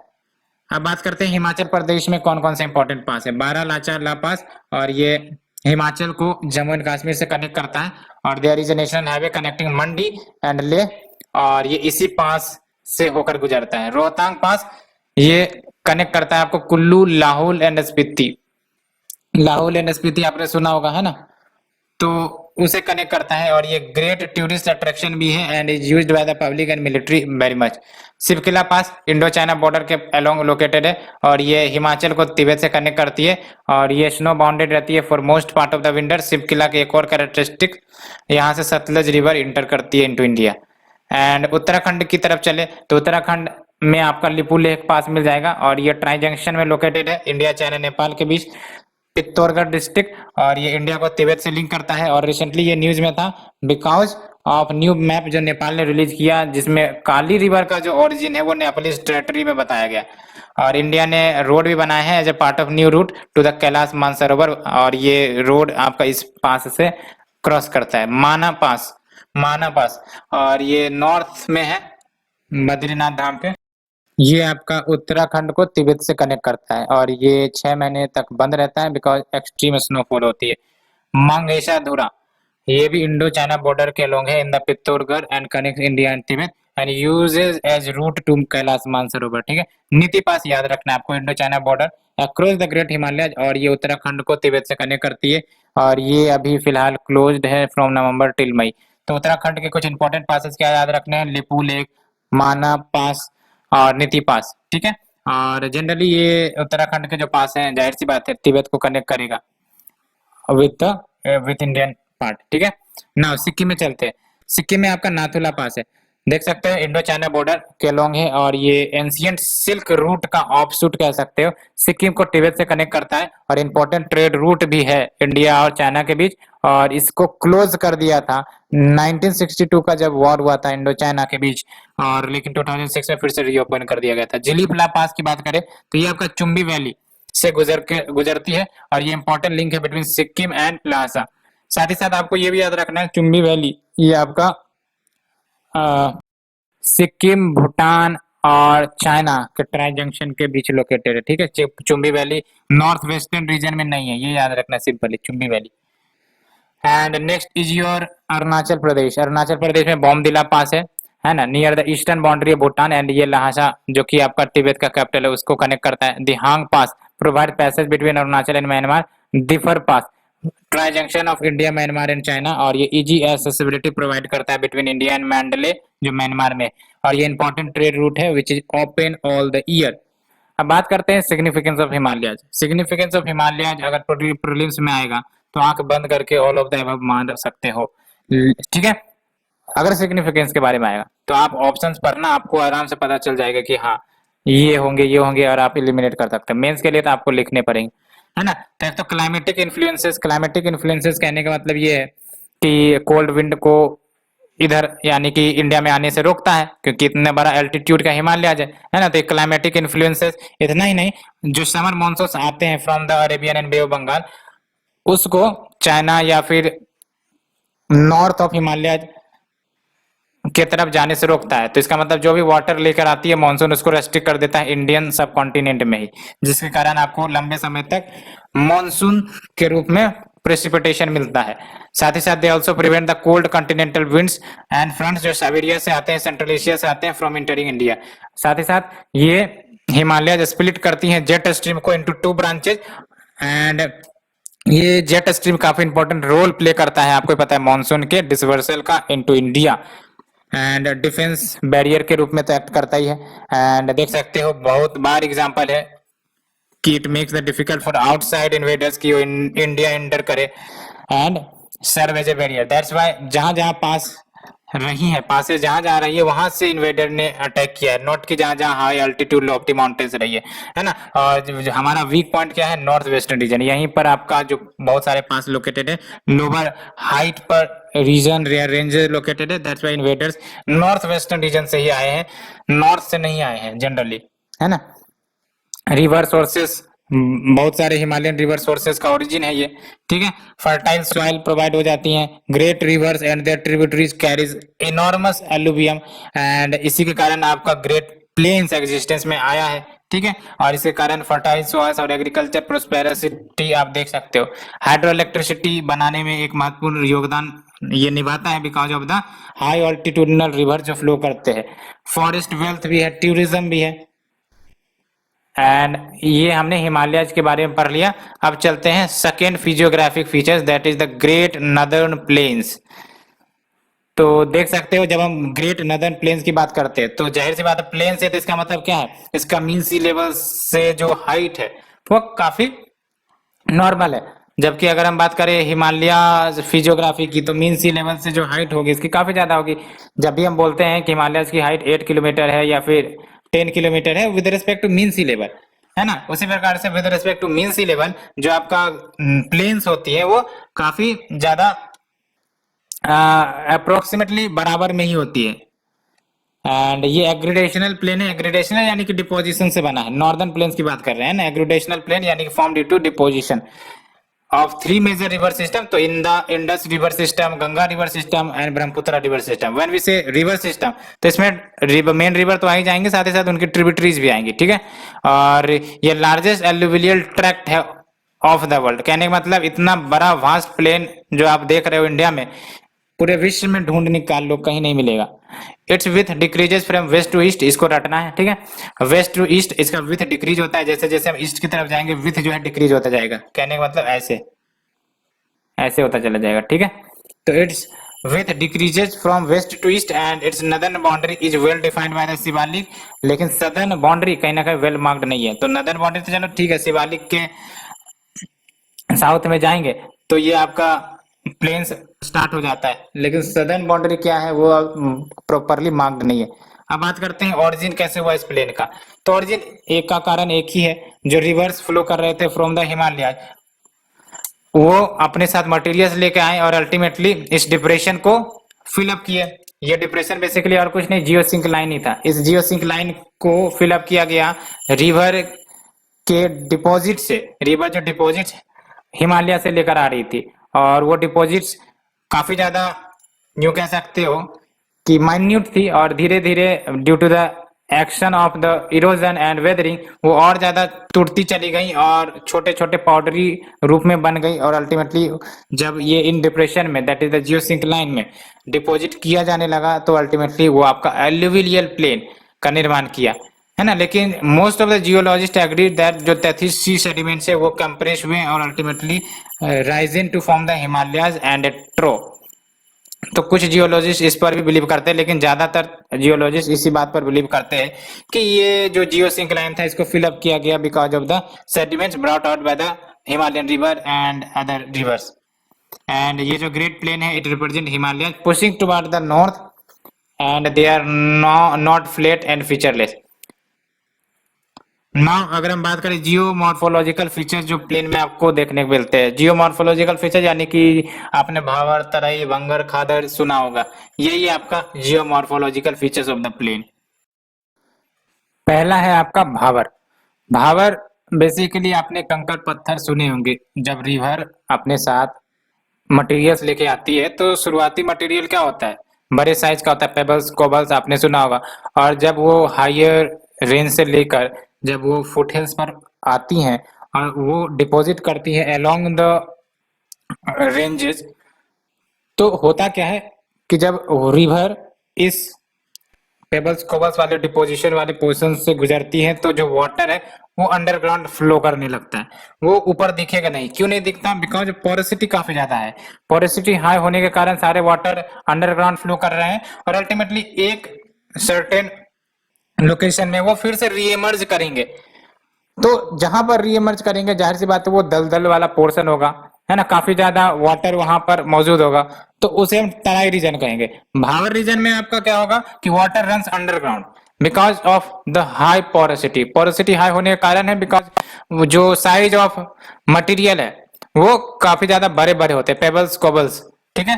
तो जब हम भावर की बात करें तो it is a narrow belt running along the foot of the Shivalik with A remarkable continuity. Remarkable continuity कहां से कहां तक, इंडस से ये शुरू होता है, तीस्ता तक जाता है, ठीक है। तीस्ता आपने सुना होगा रिवर है जो आपका आई थिंक कि सिक्किम या भूटान के अलोंग तक ये मौजूद होता है, तीस्ता रिवर फ्लो करती है और अल्टीमेटली ये ब्रह्मपुत्र में जाके मर्ज हो जाती है तीस्ता, ठीक है। और अपने इस फ्लो में जो रिवर है वो सेडिमेंट्स, बड़े बड़े साइज के सेडिमेंट डिपॉजिट करते हैं in the form of a fence, जो भावर फीचर बनाता है। और पोरोसिटी हाई है, मैंने देखा ही, बात भी किया। एंड तराई की बात करें तो ये आपका वाइड मार्शी ट्रैक्ट होगा साउथ ऑफ भावर, जाहिर सी बात है, आपका कहने का मतलब ये है कि आपका ये शिवालिक है, ठीक है। अब रिवर जो है यहाँ से जो भी सेडिमेंट्स लेकर आ रही है, बड़े बड़े सेडिमेंट यहाँ पर डिपॉजिट हो रहा है, इस वे में डिपॉजिट हो रहा है, ठीक है। अब जब रिवर आगे बढ़ेंगी तो अब इससे छोटे छोटे साइज के मटेरियल आएंगे, तो छोटे छोटे साइज के मटेरियल्स आएंगे तो इसका मतलब क्या है, इसकी पोरोसिटी जो है काफी ज्यादा कम होती है। पोरोसिटी कम होने का मतलब क्या हुआ कि जो वाटर है वो इमर्ज होते हुए दिखेंगे, वाटर अंडरग्राउंड नहीं रहेंगे, वाटर इमर्ज होते हुए दिखेंगे, ठीक है। तो इसीलिए ये आपका दलदल वाला रीजन बनता है, तराई रीजन बनता है। तो Terai is a wide marshy tract in the south of Bhabar, तो याद रखना है तराई आपका साउथ ऑफ भावर में मिलेगा and it also runs parallel with the Bhabar and the river re emerge and turns large area to marshes covered with thick forest. और ये eastern portion में ज्यादा देखने को मिलता है, क्यों, बिकॉज ईस्टर्न पोर्शन में रेनफॉल ज्यादा होती है and most of it is in Punjab, UP, Uttarakhand, और इसको एग्रीकल्चरल लैंड में कन्वर्ट कर दिया गया है। यानी कि मिलती तो थी ये आपका इंडस से लेकर तीस्ता तक, लेकिन पंजाब, यूपी, उत्तराखंड में क्या हुआ है, बिकॉज ऑफ द एग्रीकल्चर पूरे तराई बेल्ट को क्लियर करके एग्रीकल्चर फील्ड बना दिया गया है, ठीक है। और अगर हम बात करें भांगर और खादर की, तो Bhangar is nothing but old alluvial deposit, जो रिवर ने पहले डिपॉजिट किए होंगे उसको कहते हैं भांगर। और ये आपका फ्लड प्लेन जो रिवर की होती है उसके ऊपर लाई करती है, कहने का मतलब ये रिवर वैली है और यहाँ आपका रिवर फ्लो कर रहा है, तो ये जो आपका भांगर होगा, भांगर डिपॉजिट कहीं दूर में लोकेटेड होगा, ठीक है। और ये भांगर आप समझ सकते हो ओल्ड ओलिवियम क्यों कहा जा रहा है इसको, क्योंकि रिवर पहले बड़े एरिया में फ्लो करती थी, तो यहाँ पे फ्लड प्लेन्स हुआ करता था। अब जैसे जैसे रिवर में वाटर शॉर्टेज होने लगी, ये रिवर अपने वैली को श्रिंक कर दिया और ये जो आपका रीजन निकल कर आया वो हो गया आपका ओल्ड अलुवियम। न्यू अलुवियम में क्या होगा, एनुअली रिवर जो है फ्लड प्लेन्स को रिन्यू करती है, ठीक है, तो वो आपका न्यू अलुवियम कहते हैं, उसी को खादर रीजन कहते हैं। तो Khadar region is the new alluvium and it forms the flood plain along the river bank, है ना। न्यू अलुवियम इसका मतलब new layer of alluvium deposit करी जाती है रिवर के द्वारा एवरी ईयर, है ना। जब भी आपका रिवर एक्सेसिव वाटर लेकर आएगा तो जो डिपॉजिट है नियर द फ्लड प्लेन्स वो आपका खादर कहलाएगा। तो Bhangar is your old alluvium and Khadar is the new alluvium, ठीक है। बात करते हैं रेह और कलर, तो ये बैरन सलाइन रीजन है, यानी कि साल्टी रीजन है यूपी और हरियाणा में। और ये कैसे बना है, it is all because of the over irrigation, और ओवर इरिगेशन का एक निगेटिव इंपैक्ट होता ये है कि सलाइन बन जाते हैं जो लैंड है, ठीक है। तो रे और kallar is the barren saline region in UP and Haryana that have increased with over irrigation. Bhur की बात करें तो ये एलिवेटेड पीस ऑफ लैंड होती हैं situated along the bank of Ganga river, specially in the upper Ganga Yamuna Doab. Doab यानी कि the region between two river, तो देख सकते हो आपने रायचूर दोआब सुना होगा, गंगा यमुना दोआब सुना, तो गंगा यमुना दोआब यानी कि गंगा और यमुना के बीच का जो रीजन है वो दोआब कहलाता है। रायचूर दोआब आप बताना कौन कौन से दो रिवर के बीच आता है। और ये जो आपका भूर है वो बनती है because of the accumulation of wind blown sand during the summer, है ना। तो सैंड डिपॉजिट जब आके करती हैं because of the wind action, तो ये जो एक्युमुलेशन आपको देखने को मिलता है ये भूर क्रिएट करती है ना। तो Bhur is the elevated piece of land situated along the bank of the Ganga river specially in the upper Ganga Yamuna Doab. And क्या कारण है इसके बनने का, तो accumulation of wind blown sand during summer. Now move to the regional division of plains. आपको पता है वैसे तो हमने नदर्न प्लेन्स के बारे में पढ़ लिया बेसिक फीचर्स, लेकिन ये भी पता होगा कि इन प्लेन्स को रीजनली डिवाइड करी गई है लोकेशन बेसिस पर। तो हम देखेंगे वन बाय वन। पहला है आपका राजस्थान प्लेन। तो राजस्थान प्लेन कह सकते हो वेस्टर्न एक्सट्रीमिटी, जिसमें आपका थार डेजर्ट भी आ जाता है, और थार डेजर्ट को मरुस्थली भी कहते हैं। And it accounts for greater part of Marwar plain. और जो जियोलॉजिकल एविडेंस मिला है इस रीजन से ये बताता है कि it is actually A part of peninsular प्लेटू, लेकिन अपीयरेंस से लगेगा कि ये एग्रेडेशनल या डिपोजिशनल प्लेन है, बट एक्चुअली आपको पता होना चाहिए कि राजस्थान प्लेन जो आप देख रहे हो वो आपका एक्चुअली पेनिनसुलर प्लेटू का ही हिस्सा है। ठीक है, ये याद रखना है। And area of shifting sand dunes उसको धरियान कहते हैं। धरियान रट लेना आपको, area of shifting sand dunes, जो सैंड ड्यून्स शिफ्ट होते रहते हैं because of the wind action, उसी को धरियान कहते हैं। तो area of shifting sand dune is called Dhriyan. Now the next second is Punjab Haryana plain. तो पंजाब हरियाणा प्लेन जो बना है वो 5 रिवर, पंजाब मतलब 5 रिवर्स से ये बना है। ठीक है, तो part of it formed by deposition of 5 reverse. कौन कौन से 5 रिवर है? सतलज, ब्यास, रवि, चेनाब, झेलम। एंड अब ये जो 5 रिवर से बने हैं, जाहिर सी बात है इसमें आपका द्वाब से बनेगा, क्योंकि 5 रिवर है तो द्वाब का मतलब क्या होता है? Region between 2 river. तो आप समझ सकते हो it is primarily made up of doab, that is land between the river. और ये द्वाब आपको याद रखने है ना। 5 प्रोमिनेंट द्वाब ईस्ट से वेस्ट में आपको देखने को मिलेगा। जब आप ईस्ट से वेस्ट की तरफ मूव करोगे तो क्रोनोलॉजिकली आपको ये याद रखने 5 most prominent doab. And starting letter of the 2 rivers इसमें इन्वॉल्व है। जैसे यहाँ पर आप देख लो बिस्त, तो बिस्त से क्या याद रखना है? बी से याद रख लेना आप ब्यास एंड सतलज, एसटी से सतलज याद रख लेना। ठीक है, बिटवीन ब्यास एंड सतलज। बारी से कैसे याद रखोगे? ब्यास और रावी। ठीक है, आर आई से रावी याद रख लेना, बी ए से ब्यास याद रख लेना। रचना, रचना में आप आर से रवि याद रख लेना, और चना मतलब चेनाब याद रख लेना। छाछ यानी कि between Chenab and Jhelum. Sindh Sagar Doab between Jhelum, Chenab and Indus. तो कैसे याद रखोगे? पहले तो आपको रिवर का डायरेक्शन पता होना चाहिए। इंडस, झेलम, चेनाब, रवि, बिया, सतलज, ऐसा होता है, आपने भी पढ़ा होगा। इंडस, झेलम, चेनाब, रवि, ब्यास, सतलज। तो झेलम और चेनाब के बीच क्या हो गया आपका? छाछ, है ना। ये झेलम और चेनाब के बीच छाछ हो गया। उसी प्रकार से आपका रचना, रवि और चेनाब के बीच में क्या हो गया आपका? रचना। एंड बारी ब्यास और रवि के बीच हो गया, तो ब्यास और रवि के बीच क्या हो गया? बारी। तो ऐसे करके आप याद रखोगे, नाम से ही पता चल जाएगा। बिस्त मतलब ब्यास और सतलज के बीच, बारी मतलब ब्यास और रावी के बीच, रचना यानी कि रावी और चेनाब के बीच, छाछ यानी कि चेनाब और झेलम के बीच, and Sindh Sagar doab between Chenab, Chenab and Indus. And अगर हम बात करें धयाज के बारे में, तो धयाज ब्रॉड प्लेन्स है, ब्रॉड फ्लड प्लेन्स खादर का। And Khadar belt themselves are called wetland, है ना। तो खादर बेल्ट जो आप देखते हो, खादर और बंगर हमने डिस्कस किया ना, तो जो खादर बेल्ट है उसको वेटलैंड भी कहते हैं। And dhayas are broad flood plain of Khadar. And numerous local streams exist करते हैं, जिसको चौज कहते हैं, ये हमने देखा भी है ना। तो अगर चौज पूछा जाए तो याद रखना numerous local streams. And the area between Ghaggar, Ghaggar Haryana में फ्लो करने वाली रिवर है। तो जो एरिया है बिटवीन घग्गर एंड यमुना वो आपका हरियाणा में ला करती है, और इसी को हरियाणा ट्रैक्ट भी कहते हैं। And it acts like a water set between Yamuna and Sutlej. And Ghaggar को सरस्वती का सक्सेसर कहा जाता है। पहले आपको पता है ओल्ड प्योर रिवर सरस्वती लाई करती थी, लेकिन कहा जाता है कि सरस्वती अब नहीं नजर आती है। लेकिन ये भी कहा जाता है कि जो सरस्वती का सक्सेसर है वो घग्गर ही है। ठीक है, और याद रखना घग्गर है, घाघरा नहीं। घाघरा आपका यमुना का, घाघरा जो है आपका गंगा का ट्रिब्यूटरी है। ठीक है, और घग्गर हरियाणा में फ्लो करती है। Next is the Ganga plain. तो गंगा प्लेन की बात करें तो ये लार्जेस्ट यूनिट एंड कह सकते हो प्लेन का, अभी जो हमने डिस्कस किया, जो भी प्लेन डिस्कस किया, गंगा प्लेन सबसे लार्जेस्ट शेयर ऑक्युपाई करता है। And it stretches from UP to West Bengal.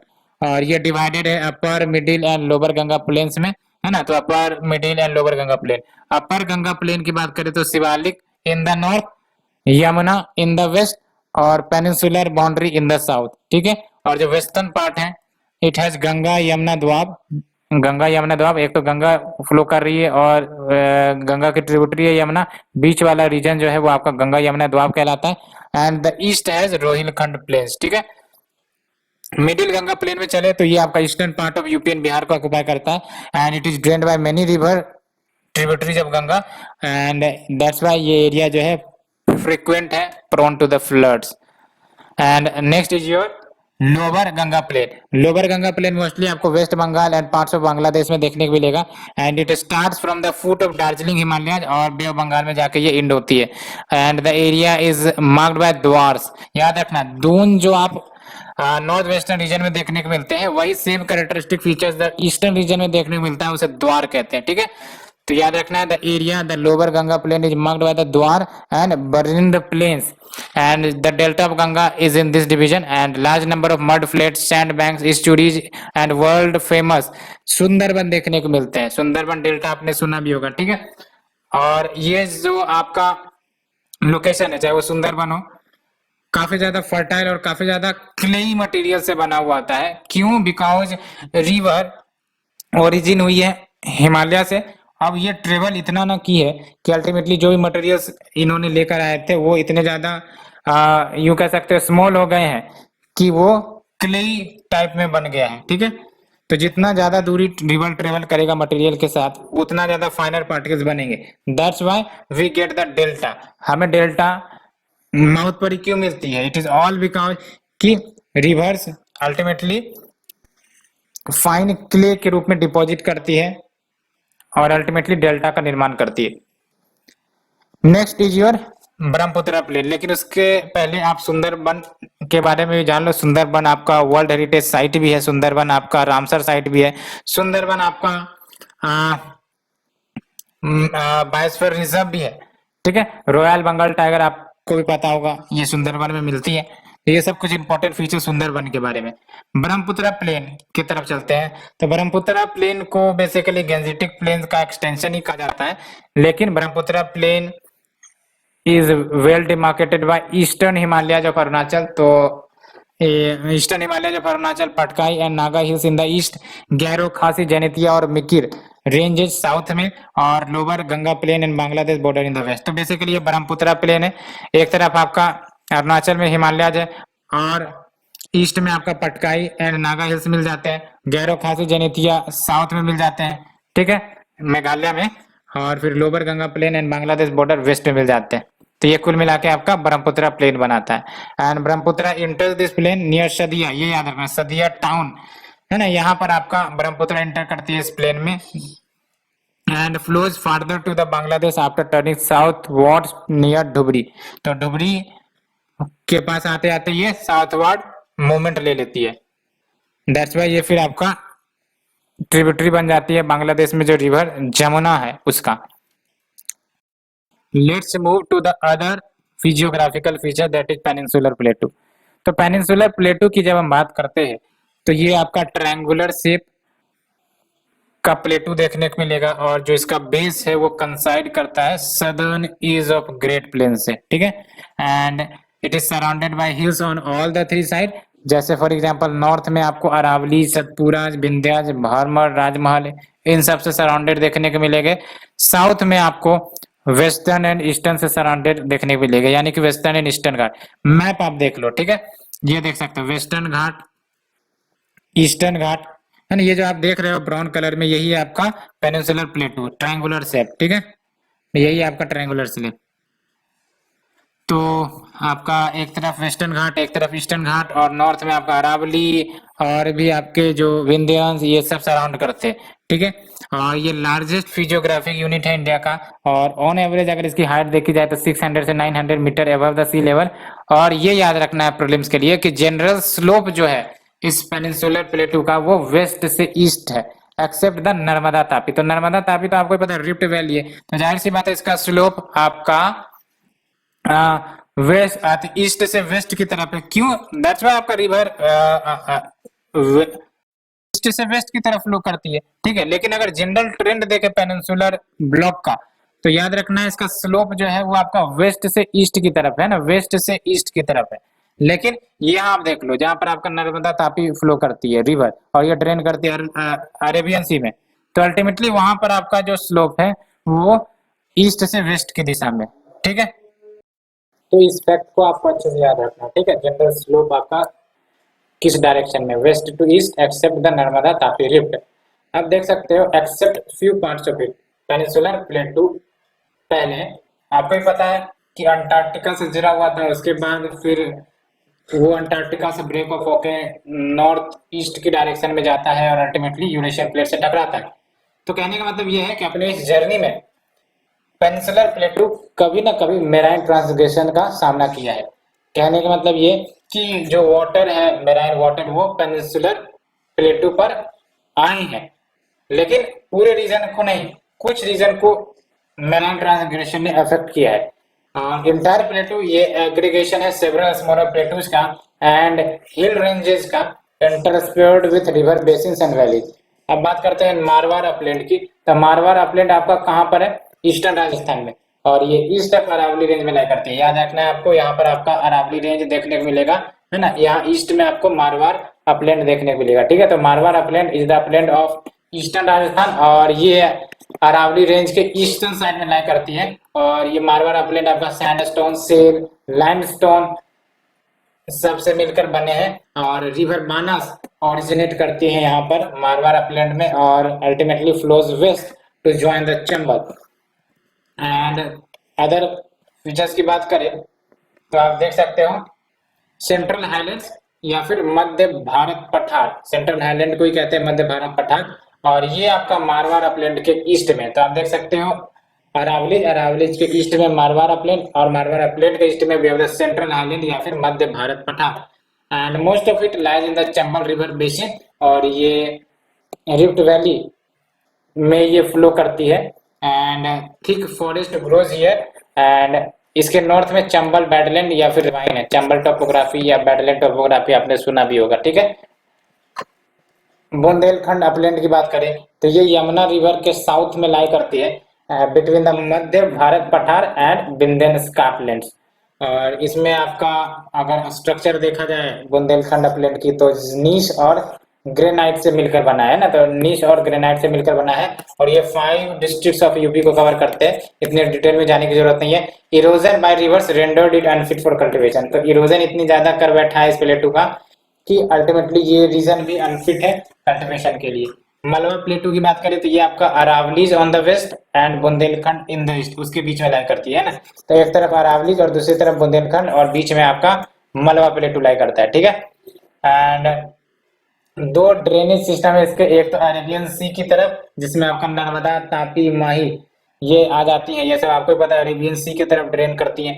और जो दूसरा है वो आपका बे ऑफ बंगाल, जिसमें आपका चंबल, बेतवा ये सब यमुना को ज्वाइन करती है। एंड इसमें आपका एक्सटेंसिव लावा फ्लो का कंपोजिशन है, एंड ब्लैक स्वाइल आपको आराम से मिल जाएंगे। And there are rolling surfaces and flat topped hills, जिसमें रिवर्स ने भी डाइसेक्शन कर रखे हैं। डाइसेक्शन का मतलब ये हुआ कि प्लेटू है और अल्टीमेटली रिवर जो फ्लो करती है, तो एरिया को जो डाइसेक्ट किया जाता है उसी को कहते हैं डाइसेक्शन। बघेलखंड की बात करें तो बघेलखंड मैकाल रेंज के ईस्ट में है, और कंपोजिशन की बात करें तो सैंडस्टोन, लाइमस्टोन से बना है ऑन द वेस्टर्न पोर्शन, और ग्रेनाइट से बना है on the eastern portion. And central part act as a water divide between Son river in the north and Mahanadi in the south. And Chota Nagpur प्लेटू की बात करें तो छोटा नागपुर प्लेटू, इसके बारे में तो आप जानते ही होंगे, ईस्ट ऑफ बंगेलखंड रीजन है ना, बंगेलखंड रीजन के ईस्ट में आपको छोटा नागपुर प्लेटू लाई करेंगे। And it represent the north east projection of the peninsula. Peninsula आपको पता है ऐसे प्रोजेक्टेड है, ठीक है। तो यहाँ पर आपका नॉर्थ ईस्ट प्रोजेक्शन दर्शाता है Chota Nagpur plateau, and it lies mostly in Jharkhand and northern Chhattisgarh and Purulia district of West Bengal. And यहाँ कुछ इंपॉर्टेंट फीचर्स याद रखना आपको छोटा नागपुर प्लेटू। पहली बात तो ये कि Son flows in the north west and join the Ganga. And mid western portion को पैटलैंड कहते हैं, Patland having the high laterite content. And ये आपका कौन सा ड्रेनेज पैटर्न शोकेज करता है, ये आपका रेडियल ड्रेनेज पैटर्न शोकेज करता है। रेडियल का मतलब ये हुआ कि ये एक सेंटर हो गया, इसके रेडियस के रूप में रिवर निकलेंगे, इसी को कहते हैं रेडियल ड्रेनेज पैटर्न, ठीक है। तो it presents radial drainage pattern. River like Barakar, Subarnarekha, Damodar, north and south Koel have extensive drainage basin. And Damodar river ये आपका वेस्ट टू ईस्ट की तरफ फ्लो करती है। दामोदर का माउथ भी आपको पता है बे ऑफ बंगाल में। एंड नॉर्थ ऑफ दामोदर वो आपका हजारीबाग प्लेटू है with isolated hills, and Parasnath peak is the highest. And Rajmahal hills जो आपका है ये बसाल्टिक मटेरियल से बना है, covered by the lava flows. Meghalaya प्लेटू ये आपका पेनिनसुलर इंडिया का हिस्सा है, and it extends further north east beyond the Rajmahal hills. And rectangular block जिसको मेघालय कहते हो या फिर शिलोंग प्लेटू कहते हो उसे बनाते हैं, and it is separated by the main peninsula by the Rajmahal Garo gap. ये आप मैप में देख लो, ये सब आपके रटने वाले फीचर्स है, ये रटोगे तभी समझ में आएगा, ठीक है। ये आप देख सकते हो, ये है आपका, ये जो रीजन देख रहे हो मेघालय वाला रीजन, इसी को कहा गया है आपका मेघालय प्लेटू, ठीक है। मेघालय जो आप देखते हो मेघालय प्लेटू पर ही लाई कर रहा है। तो Meghalaya plateau is a part of peninsular India, extend further north east beyond the Rajmahal hill and forms a rectangular block known as Meghalaya या फिर Shillong plateau, and it is separated by main peninsula by the Rajmahal Garo gap. और ये अभी जो राजमहल Garo gap है ये आपको देखने को नहीं मिलेंगे, क्यों? बिकॉज गंगा ने सेडिमेंट्स को लाकर भर दिए है इस गैप में। And from west to east there are Garo Khasi Jaintia हिल, रट लेना है गैरो खासी जनेतिया, नाम से भी पता होगा आपको, वेस्ट टू ईस्ट अलाइनमेंट है हिल का, Garo Khasi Jaintia. And Shillong is the highest peak of the plateau, ठीक है। अब बात करते हैं दक्कन प्लेटू की। तो दक्कन प्लेटू लार्जेस्ट यूनिट है पेनिनसुला का, और ये ट्रायंगुलर प्लेटू है bounded by Satpura and Vindhyans in the north west. तो नॉर्थ वेस्ट में आपको सतपुरा विंध्यंस मिल जाएंगे, है ना, और Mahadev and Maikal range north में, और western Ghat in the west में, and eastern Ghat in the east में। तो ये है आपका दक्कन प्लेटू, ईस्ट में आपका ईस्टर्न घाट, वेस्ट में आपका वेस्टर्न घाट, और नॉर्थ में आपका महादेव एंड मैकाल रेंज, और फिर नॉर्थ वेस्ट में आपका सतपुरा एंड विंध्य। तो ये कुछ मिला के, सब कुछ मिला के ये आपका दक्कन प्लेटू बन रहा है, ठीक है। और इसका स्लोप याद रखना है, इसका भी general slope west to east ही है ना, जो पेनिनसुलर इंडिया का जनरल ट्रेंड था वही इसका भी जनरल ट्रेंड है।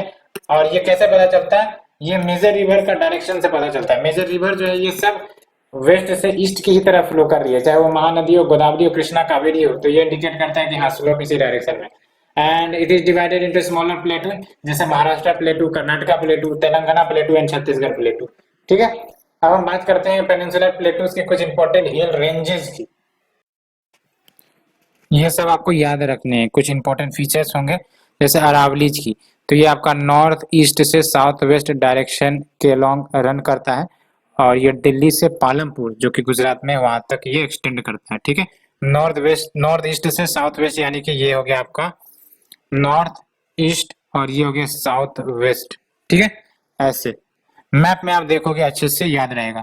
और ये रेलिसिट है माउंटेन कहते हैं बिकॉज ये वर्ल्ड्स ओल्डेस्ट माउंटेन्स में से एक है अरावलीज, और ये एक्टिव नहीं है, कहने का मतलब ये कि एक्टिव प्लेट बाउंड्री पर लोकेटेड नहीं है, दैट्स व्हाई ये काफी ज्यादा रेलिक्ट हो गई हैं, मटेरियल्स इनके काफी ज्यादा खत्म हो चुके हैं, और ये रेलिसिट माउंटेन्स है वो।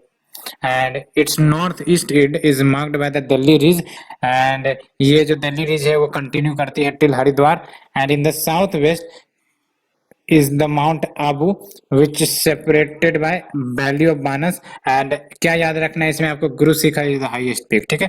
तो इसमें दो तीन बातें याद रखनी है, नॉर्थ ईस्ट से साउथ वेस्ट डायरेक्शन की तरफ बिटवीन दिल्ली एंड गुजरात, और गुरु शिखर हाईएस्ट पीक है, और गुरु शिखर हाईएस्ट पीक है, लेकिन कौन से राज्य में ये गुरु शिखर लाई करता है? राजस्थान में। Now the next is विंध्यंस।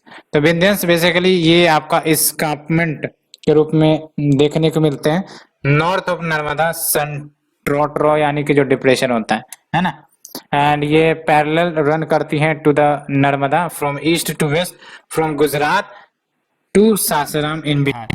And western part की बात करें तो it is covered with lava, and in the east Bharner and Kaimur hill, आपने सुना भी होगा भारनेर एंड कैमूर हिल, ये विंध्यंस के ही पार्ट हैं, ठीक है।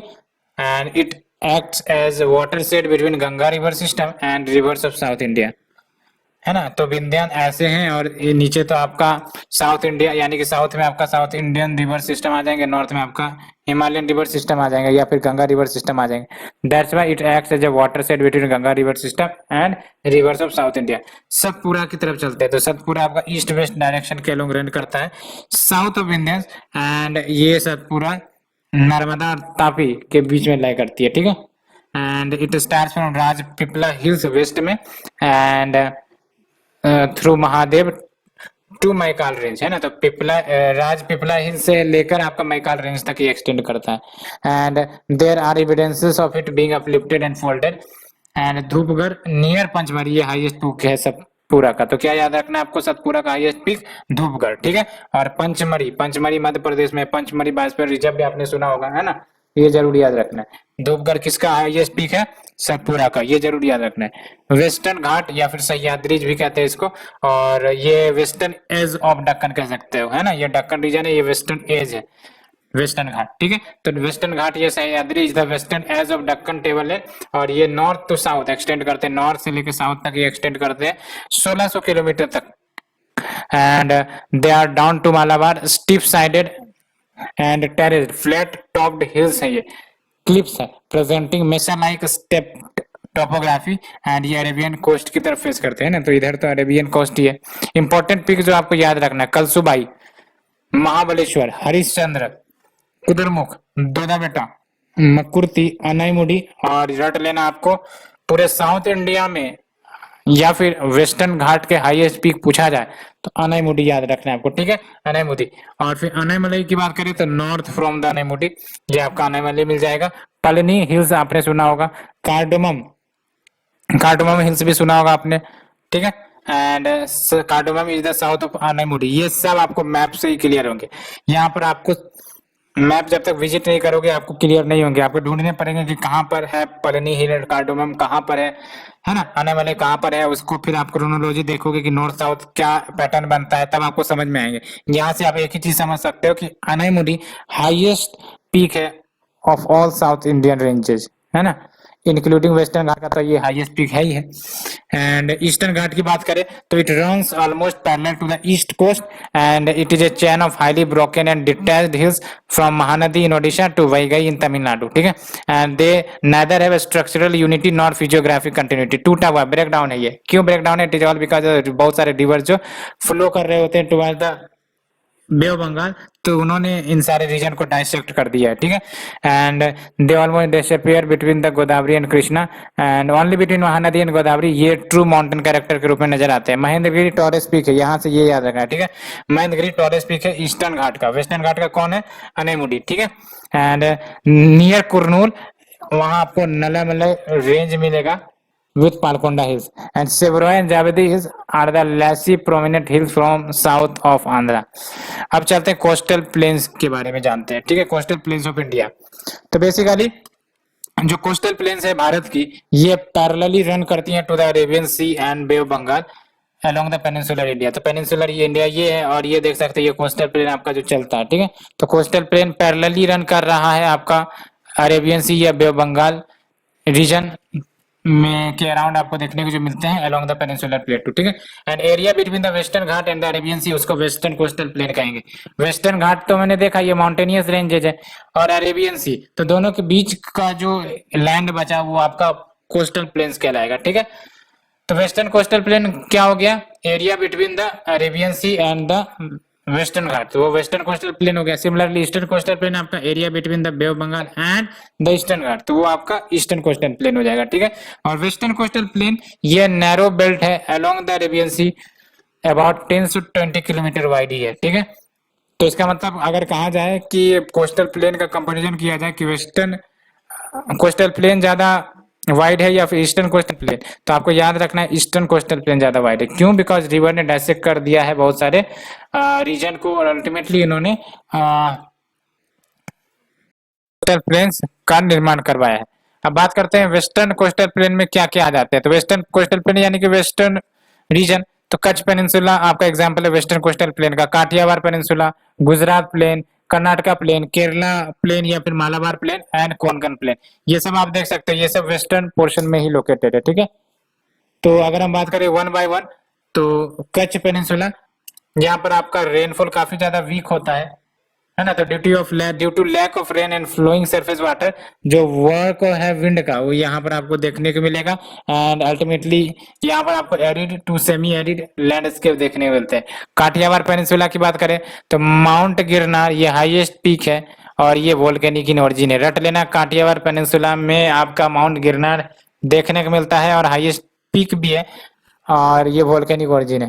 गुजरात प्लेन की बात करें तो lies east of Kutch and formed by the rivers Narmada, Tapi, Sabarmati, Mahi.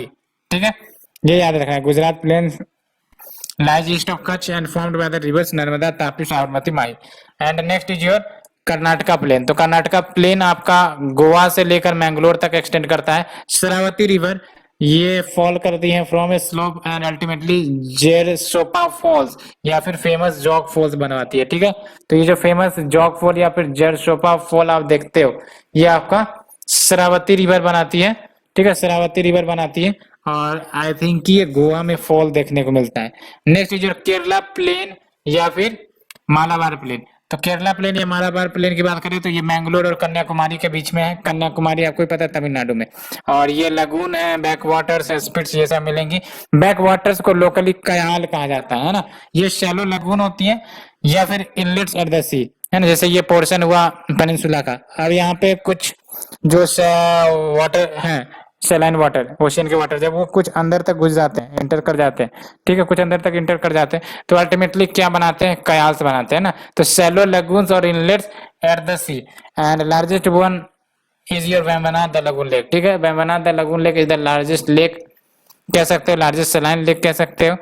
And दूसरा इंपॉर्टेंट बात ये कि ये आपका केरला में है। ठीक है, Kochi is situated in the opening to the sea and this and several other lagoons are joined together to provide inland waterways. Konkan plain की बात करें तो ये गुजरात प्लेन के साउथ में लाई करती है and it extend from Daman to Goa and Mumbai. एक आइलैंड हुआ करता था पहले, अब इसको रिक्लेम कर लिया गया है। Some lateritic hill rocks rise to above 100 metres above the sea level. अब बात करते हैं ईस्टर्न कोस्टल प्लेन की। तो ईस्टर्न कोस्टल प्लेन में आपका उत्कल प्लेन आ जाएगा। इसमें कोस्टल एजुकेशन, कोस्टल ओडिशा आ जाएंगी। महानदी डेल्टा यहाँ पर आपको मिल जाएंगे उत्कल प्लेन्स में at the Cuttack head and Chilika lake in the south of Mahanadi delta. और ये चिलिका लेक बिगेस्ट लेक माना जाता है कंट्री में। ठीक है, next is your Andhra plain. तो आंध्रा प्लेन ये उत्कल प्लेन के साउथ में लाई करती है। जाहिर सी बात है ओडिशा के बाद ही तो आपका आंध्रा आता है। That's why it lies south of Utkal and extends to the Pulicat lake. Pulicat lake आपको ही पता होगा, आंध्र प्रदेश तमिलनाडु के बीच ये लेक मौजूद है या बॉर्डर करती है। एंड इंपॉर्टेंट बात ये है कि ये जो आंध्रा प्लेन है यहाँ पर आपको श्रीहरिकोटा आइलैंड देखने को मिल जाएंगे। एंड जो कंबाइंड डाटा है, कंबाइंड डेल्टा है गोदावरी और महानदी का, It has been advanced by 35 kilometers toward the sea and straight coast कह सकते हो Bradley Lakes Good Harbor except Visakhapatnam and Machilipatnam. And Tamil Nadu plain की बात करें तो most important feature is the Kaveri delta. ठीक है, अब आते हैं इंडियन डेजर्ट्स के बारे में। तो इंडियन डेजर्ट्स आपका वेस्टर्न मार्जिन ऑफ अरावलीज में देखने को मिलेगा। इसको थार डेजर्ट भी कहते हैं and it is the 9th largest desert in the world. याद रखना, टॉप 1 में नहीं है, 9th largest desert in the world. और ये कौन कौन से स्टेट में, गुजरात और राजस्थान में फ्लो करती है। And this region is semi arid and arid weather condition. Arid यानी कि ड्रायर कंडीशन, रेनफॉल काफी कम होती है। देख सकते हो receive rainfall less than 150 mm per year. And जो वेजिटेशन कवर है वो काफी ज्यादा लो है एंड थॉर्नी बशेस है। लूनी मेन रिवर है इस एरिया में and all other streams appear only at time of rainfall, otherwise they disappear into the sand. Next is your island. आपको पता है 2 आइलैंड है हमारे कोस्ट, जो मेराइन आइलैंड है, एक तो अंडमान एंड निकोबार, दूसरा लक्षद्वीप। तो अंडमान एंड निकोबार की बात करें तो ये आपका approx 265 small and big island का ग्रुप है। Entire chain consist of 2 distinct group of island. एक तो great Andaman in the northern and separated है ये 10 डिग्री चैनल से फ्रॉम द कार निकोबार। रट लेना, ये great Andaman separated by car Nicobar with 10 degree channel. ये 10 डिग्री चैनल और कुछ नहीं बल्कि 10 डिग्री लेटीट्यूड है। ठीक है, great Andaman in the north is separated by 10 degree channel from the Car Nicobar island. And Lakshadweep island की बात करें तो group of 25 small island and those above the 11 degree are called Amindivi while those south of this is called Cannanore. तो कहने का मतलब 11 degree channel divide करता है लक्षद्वीप को into north and south. North में आपका अमनदीवी आ जाएगा, साउथ में आपका कैननोर आ जाएगा। And in the extreme south वो आपका मिनिकॉय है। Largest and most advance island जो है लक्षद्वीप का, वो मिनिकॉय है। तो इस तरीके से हमने चैप्टर्स डिस्कस कर लिए। अब नेक्स्ट लेक्चर सीरीज में हम लोग एटमॉस्फेयर एंड रिलेटेड फेनोमेना के बारे में जानेंगे। यहाँ से आपका इंपॉर्टेंट क्वेश्चंस भी बनते, तो यहाँ से आपको मिस नहीं करनी है। सो फ्रेंड्स, आज के लिए इतना ही। Thank you very much.